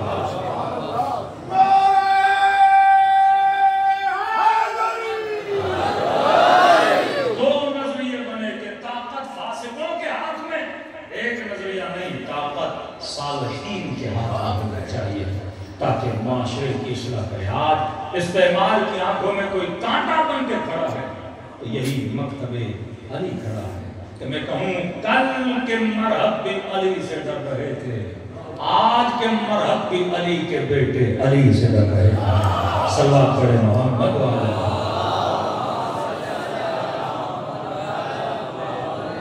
دو جملے اور ربط مصیبت، 2 جملے سے اشارہ کر رہا ہوں، اسٹڈی جا کے خود کریے گا. 3 ولایتیں، اللہ کی اطاعت واجب، رسول کی اطاعت واجب. تیسرا کہا اولو الامر کی اطاعت. تو کسی جوان نے کہا مولانا آج اگر ہم کسی اہل سنت کو بولیں کہ ہم شیعہ ہیں اور ہم نعمت میں ہیں تو میں دلیل کون سی؟ میں نے کہا یہ آیت پڑھنا. آج میں نے کہا 3 اطاعتیں واجب، اللہ کی، رسول کی، اولو الامر کی. ان کا ہر مفتی بولتا ہے کہ اولو الامر کا مطلب وقت کا حاکم ہے. تو میں نے کہا اس سے بڑی بدبختی ہوگی کہ آج ان کا اولو الامر شہباز شریف ہے اور آپ کے اولو الامر پردہ غیب میں حجت خدا. یہ سب سے بڑی نہیں. اب سنو نظام ولایت، ایک جملہ اور ربط مصیبت. دوسری آیت جس میں ذکر ولایت کیا، انما ولیکم اللہ میں اللہ ولی اور رسول ولی. فرمایا تیسرا وہ ولی جو زکات رکوع کی حالت میں زکات دیتا ہے. جب ذکر ولایت کیا تو ساتھ میں ذکر زکات. کیوں یہ کیوں نہیں کہ تیسرا ولی وہ جو میدان جنگ میں خیبر فتح کرتا ہوا نظر آئے؟ یہ کیوں نہیں کہ تیسرا ولی وہ ہے تو مثلا صرف نمازیں پڑھتا ہوا نظر آئے؟ یہ کیوں نہیں کہ تیسرا ولی وہ جو سجدے کرتا ہوا نظر آئے؟ کہا جو زکات دیتا ہوا. مطلب نظام میں ولایت نہیں چل سکتا اگر اس کے ساتھ اکنومیکل سسٹم ہو. ولایت تبھی چلے گی جب نظام اکنومیکل نظام ہوگا جس کو آپ بولتے ہو خمس. کیونکہ ہم کبھی بھی حکومتوں کے محتاج نہیں رہنا. حضرت نے رکھا ان کا مولوی ہمیشہ انتظار کرے کہ حکومت سے بجٹ ملے تبھی حکمرانوں کی چاپلوسی نہ پیسے دیجیے تنخواہ بڑھائی. لیکن اس مقصد کو جو حضرت نے بڑھایا کرنا نہیں ہم تجھے آزاد کر دیتے ہیں تمہیں خالصتاً ولایت کے ساتھ اکنومیکل سسٹم جیسے خمس کے چھٹے امام کے زمانے تک خمس بنائے. امام جواد کے زمانے میں خمس مقاصد کا حکم دیا. مطلب خمس کا دائرہ اتنا بڑا دیا کہ حاکم پریشان ہو گیا اور امام کے اس حدیث اور روایت کو حکم کے بعد امام جواد کو شہید کر دیا. مطلب یہ نظام ایک رہبریت اس کے ہاتھ میں ہوگی تو صالح ہوگا عالم ہوگا عادل ہوگا. دوسرا فرمایا اگر یہ معاشرے کی رہبریت اور لیڈرشپ کرے تو اس کے ساتھ پیسے کا پاور بھی ہونا چاہیے. زکات کا سسٹم اکنومی کا سسٹم ایک طرف خمس کا نظام ایک طرف نظام ولایت نظام حاکمیت. حاکمیت کبھی ہوگی تو اس کے ساتھ اکنومیکل. اب بعض امام چلے گئے پردے میں علماء ورثۃ الانبیاء. جب امام بیت میں گئے تو پھر اس نیٹ ورک کو کس نے سنبھالا؟ وارثان انبیاء وارثان اہل بیت نے خالد اللہ کہتے ہیں انہوں نے سنبھالا. پھر شیخ علی کا زمانہ پھر مغل آئے انہوں نے اٹیک کیا. اس قدر تاریخ دینی سے یہ مغلوں کے درباروں میں داخل ہوئے اور مغلوں کو مسلمان بنا. صفویوں کی حکومت آئی. شاہ عباس کے زمانے میں چلے گئے اور آئے بہادری شاہ عباس کو مشورے دیتے تھے اور مکتب اہل بیت کی ترویج میں آگے بڑھ گئے کہ شہنشاہیت ان سے لگتی تھی کہ اس طریقے سے کیوں مضبوط تھے آپ کے مراکز کیونکہ ساتھ میں اکنومیکل سسٹم. مطلب ان کو ریال کی ضرورت نہیں ہے. اس نظام کو ڈالروں کی ضرورت نہیں ہے. کہا خود اپنی جیب سے نکالو. ایک ایک فرد ذمہ داری سمجھے تاکہ یہ نیٹ ورک کا سائیکل کیا ہوتا رہے چلتا رہے. اب سمجھ کے شیعوں کے پاس دو ہی طاقت ہے. ایک عالم کی رہبریت دوسرا ان کا اکنومیکل سسٹم جس نظام خمس ہوتا ہے. کہ امام خمینی نے حوزہ علمیہ کو کہا کہ کبھی بھی حکومت سے بجٹ نہ لینا. اپنے شیعوں کو کہ نظام اہل بیت کبھی بھی حکومت سے بجٹ نہ لینا. خمس سے اپنے حوزوں کو چلانا. کیونکہ جب حکومت سے پیسے لوگے تو مولوی حکومت کی تعریف کرنے پہ مجبور ہو جائے گا. کہا جب خالصتاً پیسہ اپنے لوگوں کے ساتھ خمس کا پیسہ تمہارے پاس آئے گا پھر تم وہی بولو گے جو اہل بیت نے کہا ہے. اب اٹیک دو چیزوں پہ کیا جاتا ہے. ایک شیعہ رہبریت ہے جسے مرجعیت بولا جاتا ہے. کیونکہ جب بندہ تقلید نہیں کرے گا مرجعیت کو نہیں مانے گا تو آٹومیٹکلی خمس نہیں کرے گا. حکم ذات تو سب کے اندر ہے. بندہ پیسے میں بچ جائے گا.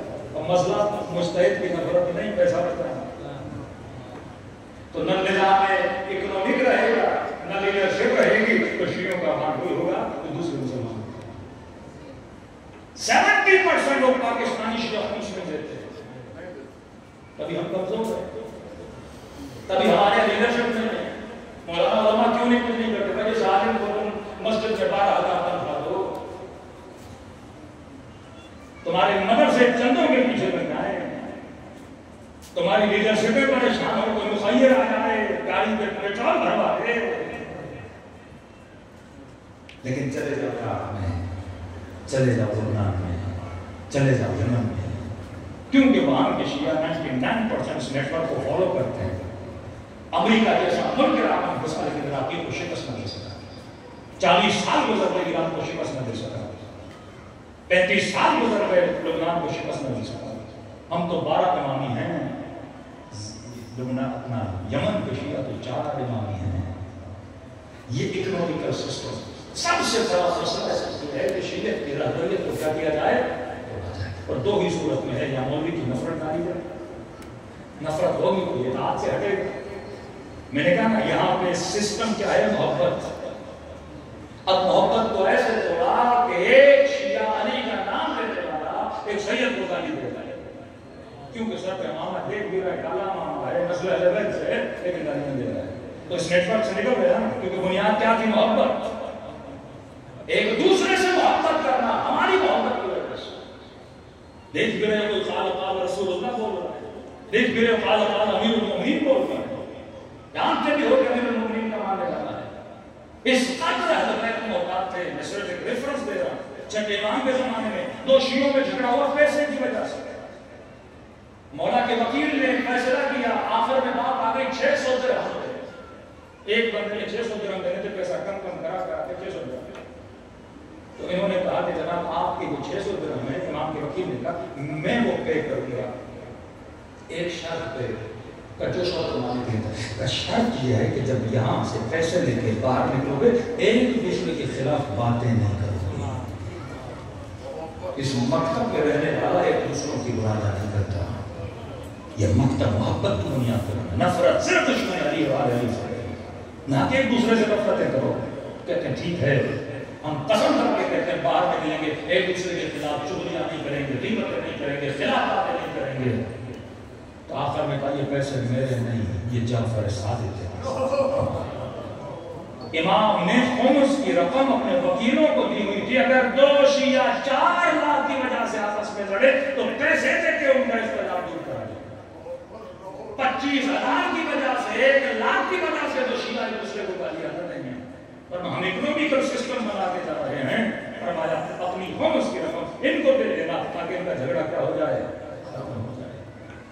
احواز سے آتا ہے مولا میرے اوپر حکومت نے بڑا ٹیکس لگایا ہے، وہاں کا والی آپ کو محبت کرنے والا ہے۔ امام نے خط لکھا اور خط میں لکھا اگر اس مومن کو خوش کرو گے تو گویا تم نے ہمیں خوش کر دیا۔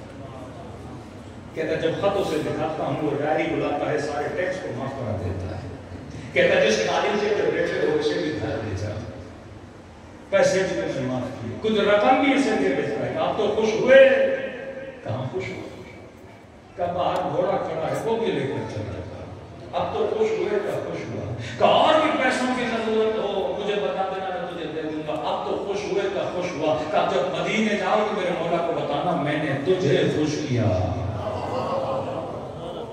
کہتے جب مدینے پہنچا امام نے کہا بتا اس نے تیرے لیے کیا کیا؟ کہ مولا خالیچہ دیا، پیسے دیے، سواری دی، ٹیکس معاف کیا۔ امام نے کہا واللہ اس نے تجھے نہیں ہمیں خوش کیا۔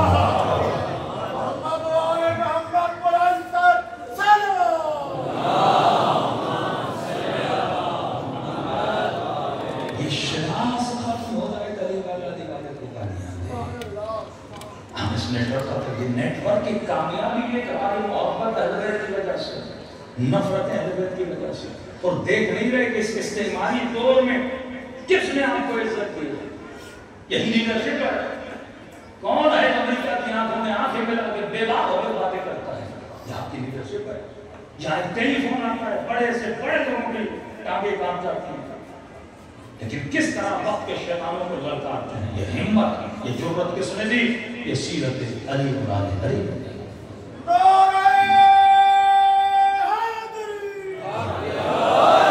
ایک مثال اسرائیل کی بتاؤں، اور فرماتا ہے دشمن شناس بن، کچھ فلسطینیوں نے جرمنی سے جہاز آیا اس کو ہائی جیک کیا، پورے جہاز کو واپسی پہ جاتے ہوئے تل ابیب سے اڑا، اور جب اترنے لگا یورپ کی سرزمین پہ اس کو ہائی جیک کر لیا۔ کہا بھائی جہاز تب دیں گے جب آپ ہمارے اسیروں کو آزاد کر دیں۔ کسے کہا؟ اسرائیل۔ یورپ کے ایک ملک نے جہاز کو اجازت دی اپنے ایئرپورٹ پہ اترنے کی۔ اسرائیل نے کہا ٹھیک ہے تم سارے مسافروں کو چھوڑو، جہاز اپنے پاس رکھو، ہم آپ کے اسیروں کو آزاد کریں۔ انہوں نے کہا ٹھیک ہے ہمارے مسافروں کو وہاں جہاز پہ چڑھاؤ، یہاں ایئرپورٹ کو دکھاؤ، ہم اسے پاس کرنے کی اجازت دیں۔ دیکھیے دشمن، میں نے کہا نا غیرت کی نبض کو چیک کیا جاتا ہے۔ غیرت اگر کم غیرتی پہ کسی ایسے فیل پہ آج راضی ہوگا تمہارے اوپر اور زیادہ کیا ہوگا؟ ظلم ہوگا۔ کہتے ہیں F-16 اڑا رہا ہے اسرائیل، اور جس ایئرپورٹ پہ یہ جہاز کھڑا تھا، جہاز سمیت پورے ایئرپورٹ کو اسرائیل نے تباہ کیا۔ اس یورپین کنٹری نے احتجاج کیا اسرائیل سے کہ جناب آپ کو مسئلہ ہائی جیکر سے تھا، آپ جہاز کو مارتے، ہمارے پورے ایئرپورٹ کو تہس و نحس کر دیا۔ مسئلہ جہاز سے، جہاز کو مارو، لیکن جس ایئرپورٹ پہ جہاز پورے رن وے کو آپ نے بم مار کے تباہ کر دیا، برباد کر دیا۔ اسرائیل کا جواب سنو، اسرائیل نے کہا ہمارا یہ جہاز ہائی جیک ہوا اور تمہارے ایئرپورٹ پہ تھا، ہم نے پورے ایئرپورٹ کو تباہ کیا کہ اگلی بار کوئی ہمارا جہاز ہائی جیک کرے، دنیا کا کوئی ایئرپورٹ اسے اترنے نہ دے۔ ری ایکشن اتنا شدید ہو کہ پھر ہائی جیک کرنے والے 100 بار سوچیں۔ 700 اسرائیلی مارے گئے، اس کے نتیجے میں 40,000 فلسطینی مارے گئے۔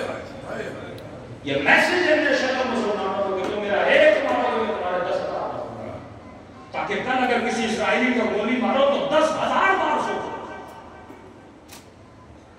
یہ نشان عبرت بنایا جاتا ہے آپ کے بچوں کو، تاکہ ان کو جیلوں میں ڈال کے، آپ کے لوگوں کو آپ کے جیلوں میں ڈال کے کہ آگے اگر یہ کرنا تو 100 بار سوچنا۔ امام حسین نے کربلا میں اتنی بڑی قربانی دی کہ آگے کوئی بھی یزید آئے گا وہ اہل بیت کو قتل کرنے سے پہلے سوچے گا کہ پھر میرے ساتھ کوئی حکم تو یزید کے ساتھ ہو۔ امام حسین کی شہادت کے بعد کسی حاکم نے الگ اعلان اہل بیت کو شہید نہیں کیا، خوف کو مانا۔ معمول امام رضا کو زہر دلواتا ہے اور خود امام رضا کی مجلس سے اب ڈیبیٹ امام رضا کو دیتا ہے، کبھی اس کے ہاتھوں زہر، کبھی دوسرے کے ہاتھوں زہر، لیکن کبھی بھی ڈائریکٹ اہل بیت علیہ السلام پہ یعنی 100 بار سوچتے تھے۔ آپ کا ایکشن اتنا شدید ہونا چاہیے ظلم کے مقابلے میں۔ جس طرح دشمن اللہ فرماتے ہیں وہ اپنے باطل پہ جتنا مضبوط ہے وہ اپنے حق پہ اتنا مضبوط نہیں ہوتا۔ جب امتیں مردہ ہو جاتی ہیں اور ضمیر بک جاتے ہیں تو پھر نبی کی نمازوں کا گلا کٹتا ہے۔ جب امتیں یہ بولے ہماری نمازیں بچی ہوئی ہیں، ہمارے روزے بچے، خانقاہی مسلمان بن جائیں، مسجدوں میں بیٹھ کے ذکر کرتے رہیں، صلو علی النبی بولتے رہیں، لیکن یہ زبان سے جرأت نہ ہو کہ ظالم کے خلاف آواز بلند کریں، نہ اس دین کا فائدہ نہ اس نمازوں کا فائدہ۔ ایسی نماز ابن سعد نے بہت پڑھی، ایسی نماز خوارج نے بہت پڑھی، لیکن کہاں لشکر یزید کی نماز ہے، کہاں ظہر عاشور حسین کی نماز۔ فرمایا میں دکھانا چاہتا ہوں کہ ہمارے مقابلے میں آنے والے کتنے انسانیت سے گرے ہوئے لوگ ہیں۔ میں نکلا اپنے نانا کے دین کو زندہ کرنے کے لیے، میں نکلا امت کے اندر سے بدعتوں کو ختم کرنے کے لیے، اہل بیات کو لے کر گیا۔ کاتب تاریخ کربلا لکھتا ہے کہ جب میں نے مقتل میں حسین کو دیکھا تو کہتے ہیں جس طرح کسی کی جھولی میں کئی چیزیں پڑی ہونا کسی کے سامنے رکھ کے کہتا ہے حسین کے پاس جو کچھ تھا حسین نے خدا کو دے دیا، کچھ بچا ہی نہیں حسین کے پاس۔ ایک بندے جیب میں کچھ ہو ہر شے نکال کے دے دیں، حسین کے پاس کیا بچا؟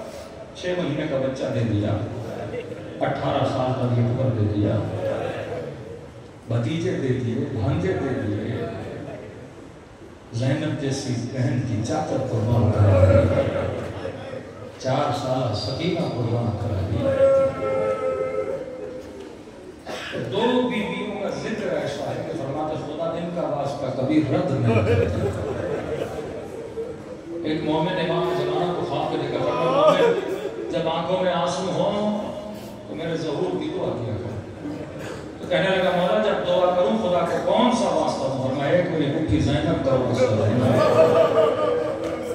دوم اسلام میری 4 سال رقیہ کا واسطہ۔ 2 بیویاں تھیں کہ پورے قافلے کو حوصلہ دیتی تھیں، ایک کا نام سیدہ زینب، ایک کا نام جناب بی بی ام کلثوم۔ سیدہ ام کلثوم پورے راستے مرثیہ پڑھتی تھی، مرثیہ نگار تھی، بہترین مرثیہ جناب ام کلثوم سے۔ فرماتے جب زندان شام میں بچی کو بابا کا سر ملا. ابھی زینب فرماتی جب سکینہ دنیا سے رخصت ہو گئی تو کہتی ہر بی بی کونے کونے میں جا کے رو رہی تھی، لیکن جو بی بی سب سے زیادہ بین کر کے رو رہی تھی، دھاڑے مار کے رو رہی تھی، وہ بی بی ام کلثوم تھی. بی بی زینب نے دیکھا ام کلثوم برداشت نہیں کر رہی، روئے جا رہی ہے، آگے بڑھی کا ام کلثوم. ہمارا کام ہے بیویوں کو حوصلہ دینا، اگر آپ ہی رو گی تو ان کو حوصلہ کون دے گا؟ بس کر دو ام کلثوم. لیکن بی بی ام کلثوم کا رونا رکا ہی نہیں. پوچھا ام کلثوم کس بات سے اتنا رو رہی ہے؟ کہا بہن زینب بازار شام تھا، سکینہ میری گودی میں تھی، منظر مجھے یاد آ رہا ہے، تڑپا رہا ہے. کہ کون سا منظر تھا؟ سکینہ میری گود میں تھی اور شامی بچے جب دوڑے دوڑے آ رہے تھے، ان کے ہاتھوں میں روٹیاں تھیں. کہ سکینہ کی نگاہ روٹی پہ پڑی، آہستہ سے میرے کانوں میں کہا اٹھی اپنا مجھے بہت بھوک لگی. زینب یہ مرتے مر گئی، میں نے اسے روٹی نہیں کھلائی.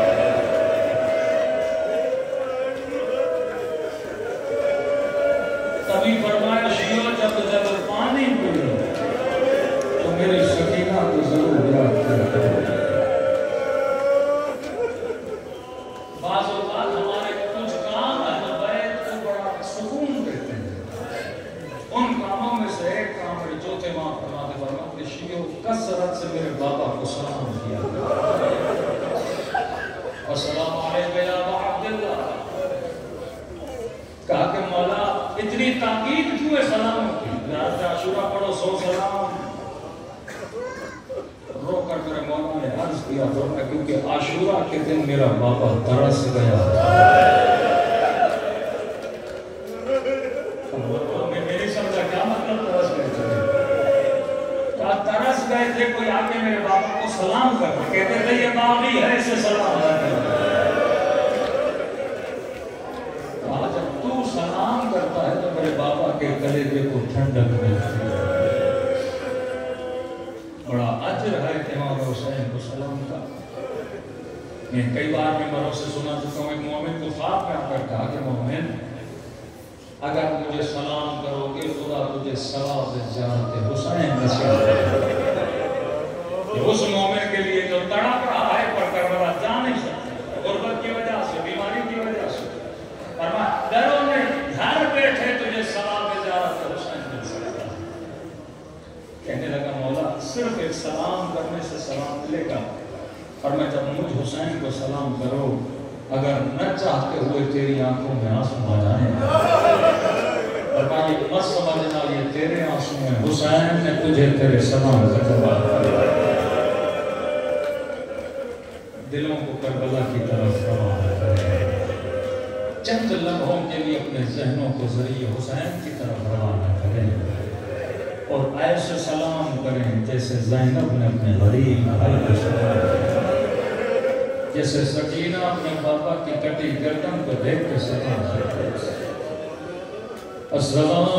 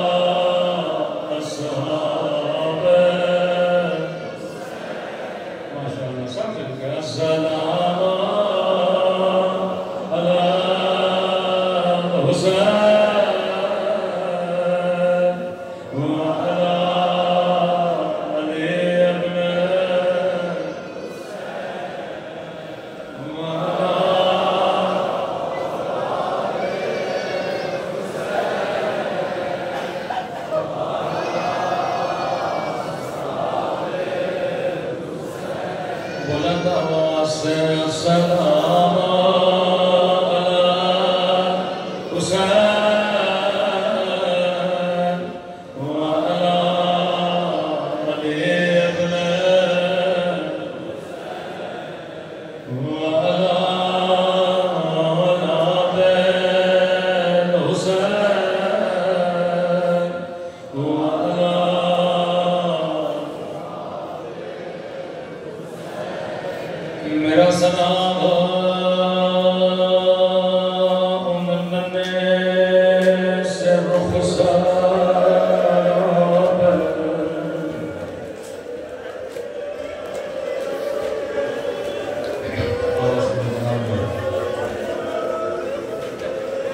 میرا سلام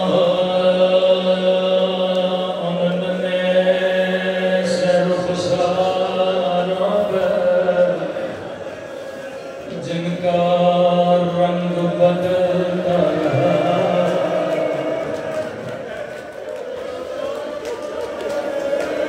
یہ سلام کسی ذاکر کا سلام نہیں، یہ سلام کسی مولانا کا سلام نہیں، یہ زیارت ناہیہ امام زمانہ کا سلام۔ فرمایا میرا سلام ان ننے سے رخساروں پر جن کا رنگ بدل یہ نہیں کا رنگ بدل گیا بلکہ بدل کبھی شمر کے تماچا رنگ بھی لگیا، کبھی غالب کے تماچا رنگ سیاہ کیا۔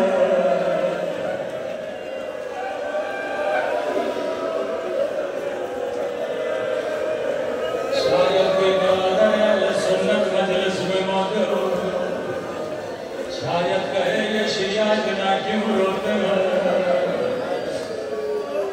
رسول خدا کی حدیث ہے صحیح بخاری، فرماتے ہیں مسلمانوں کبھی حیوان کو بھی منہ پہ نہ مارا کرو، حیوانوں کے چہروں کا بھی احترام کیا کرو، لیکن امام نمانا فرماتے ہیں میرا سلام اس نمی بچے پہ جسے اتنے تماچے مارے کہ چہروں کا رنگ بدل گیا۔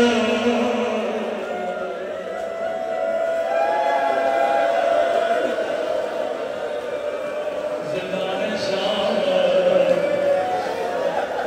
جب سکینہ کی گود میں بابا کا کٹا ہوا سر آیا، سر کو سینے سے لگایا، رک کے کہنے لگی میرے غریب الوطن بابا،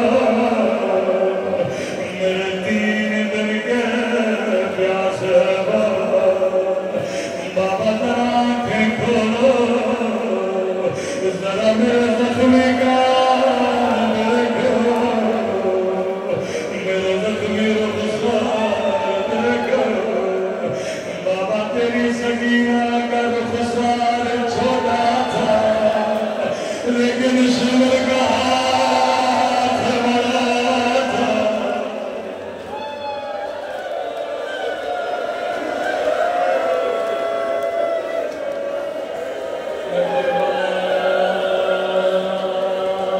سکینہ کی یتیمی پر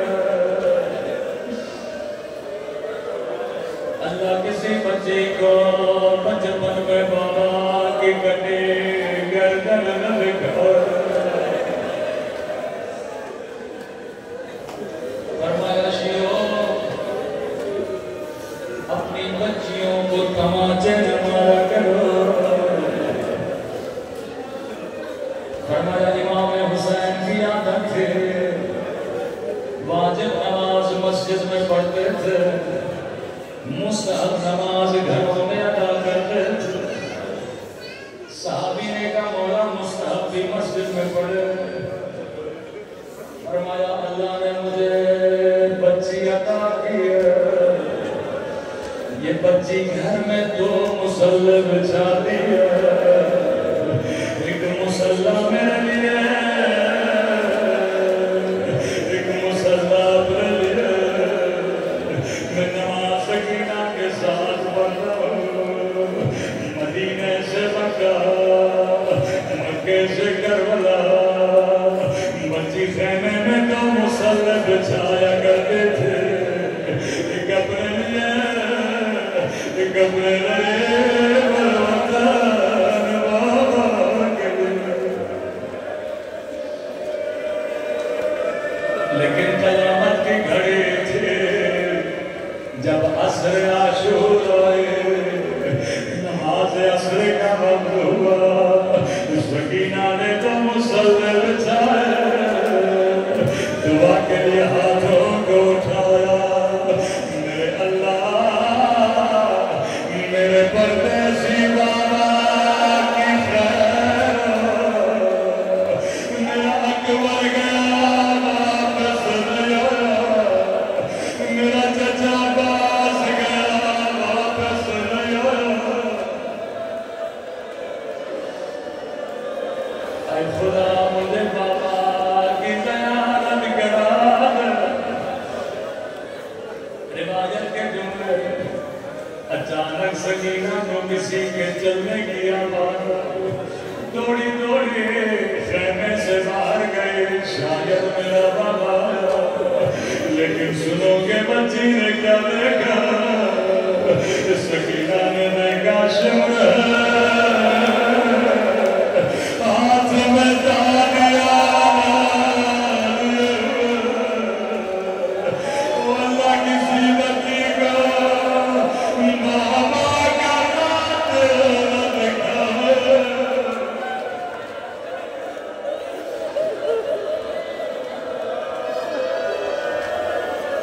4 سال بچی ہے، سکینہ کو کیا پتا قاتل کیا ہوگا، اس لگینے کا سکینہ کسی کا انتظار کر رہی ہو، کہنے لگی بڑی دیر ہو گئی میرا بابا نہیں آیا، نہیں کہتا سکینہ کیا بابا کو دیکھنا چاہتی ہو، کہنے لگی مجھے بابا کی بڑی یاد آئی ہے، اب روایت کے جملے بڑے سخت ہیں، سیدو مجھے معاف کرنا، امام زمان اگر مجلس میں موجود ہے معاف کریے گا، روایت کے جملے جیسے کہ مجھے بابا کی یاد آئی ہے، رابی کہتا ہے نہیں کہ ہاتھوں میں حسین کا کٹا ہوا سر تھا، سر کو سکینہ کی طرف پھینک دیا، بچی دوڑے دوڑے وہ میرے غریب وطن بابا، وہ میرے 3 دل کے پیاسے بابا، وہ شمر تیرے ہاتھ کبھی جانے، تو کبھی میرے والا کا سر لپک جا۔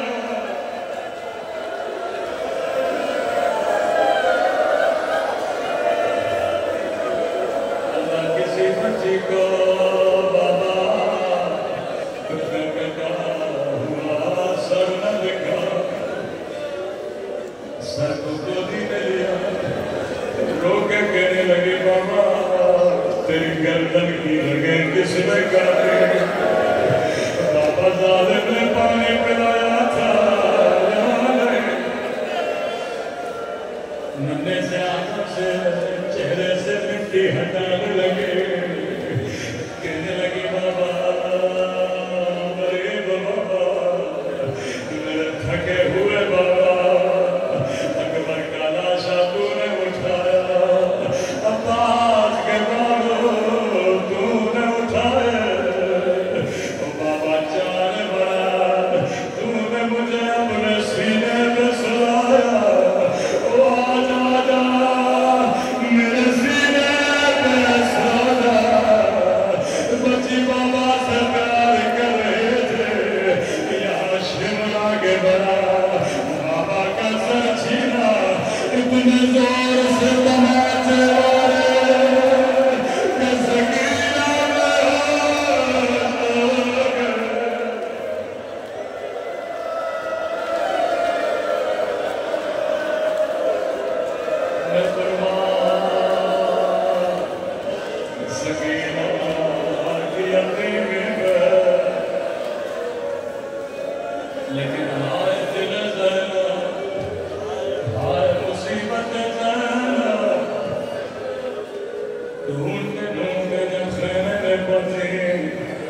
کیا دیکھا بچی بے ہوش کان بھی زخمی رخساروں پہ نیل نشان مجھے نہیں بتا سکینہ کو کیسے ہوش میں لایا لیکن روایت کے جملے جیسے بچی کی آنکھیں کھلی یہ نہیں کہا مٹھی اماں میرا بابا مارا گیا یہ نہیں کہا مٹھی اماں مجھے تماچے مارا یہ نہیں کہا مٹھی اماں میرے جر چھینے گئے میری ماں بہنوں مجلس میں آنے والی سنو سکینہ نے کیا کیا بابا کو یاد نہیں کیا اپنے زخموں کو یاد نہیں کیا رانی کہتا ہے جیسے آنکھیں کھلی نگاہ زینب پہ پڑے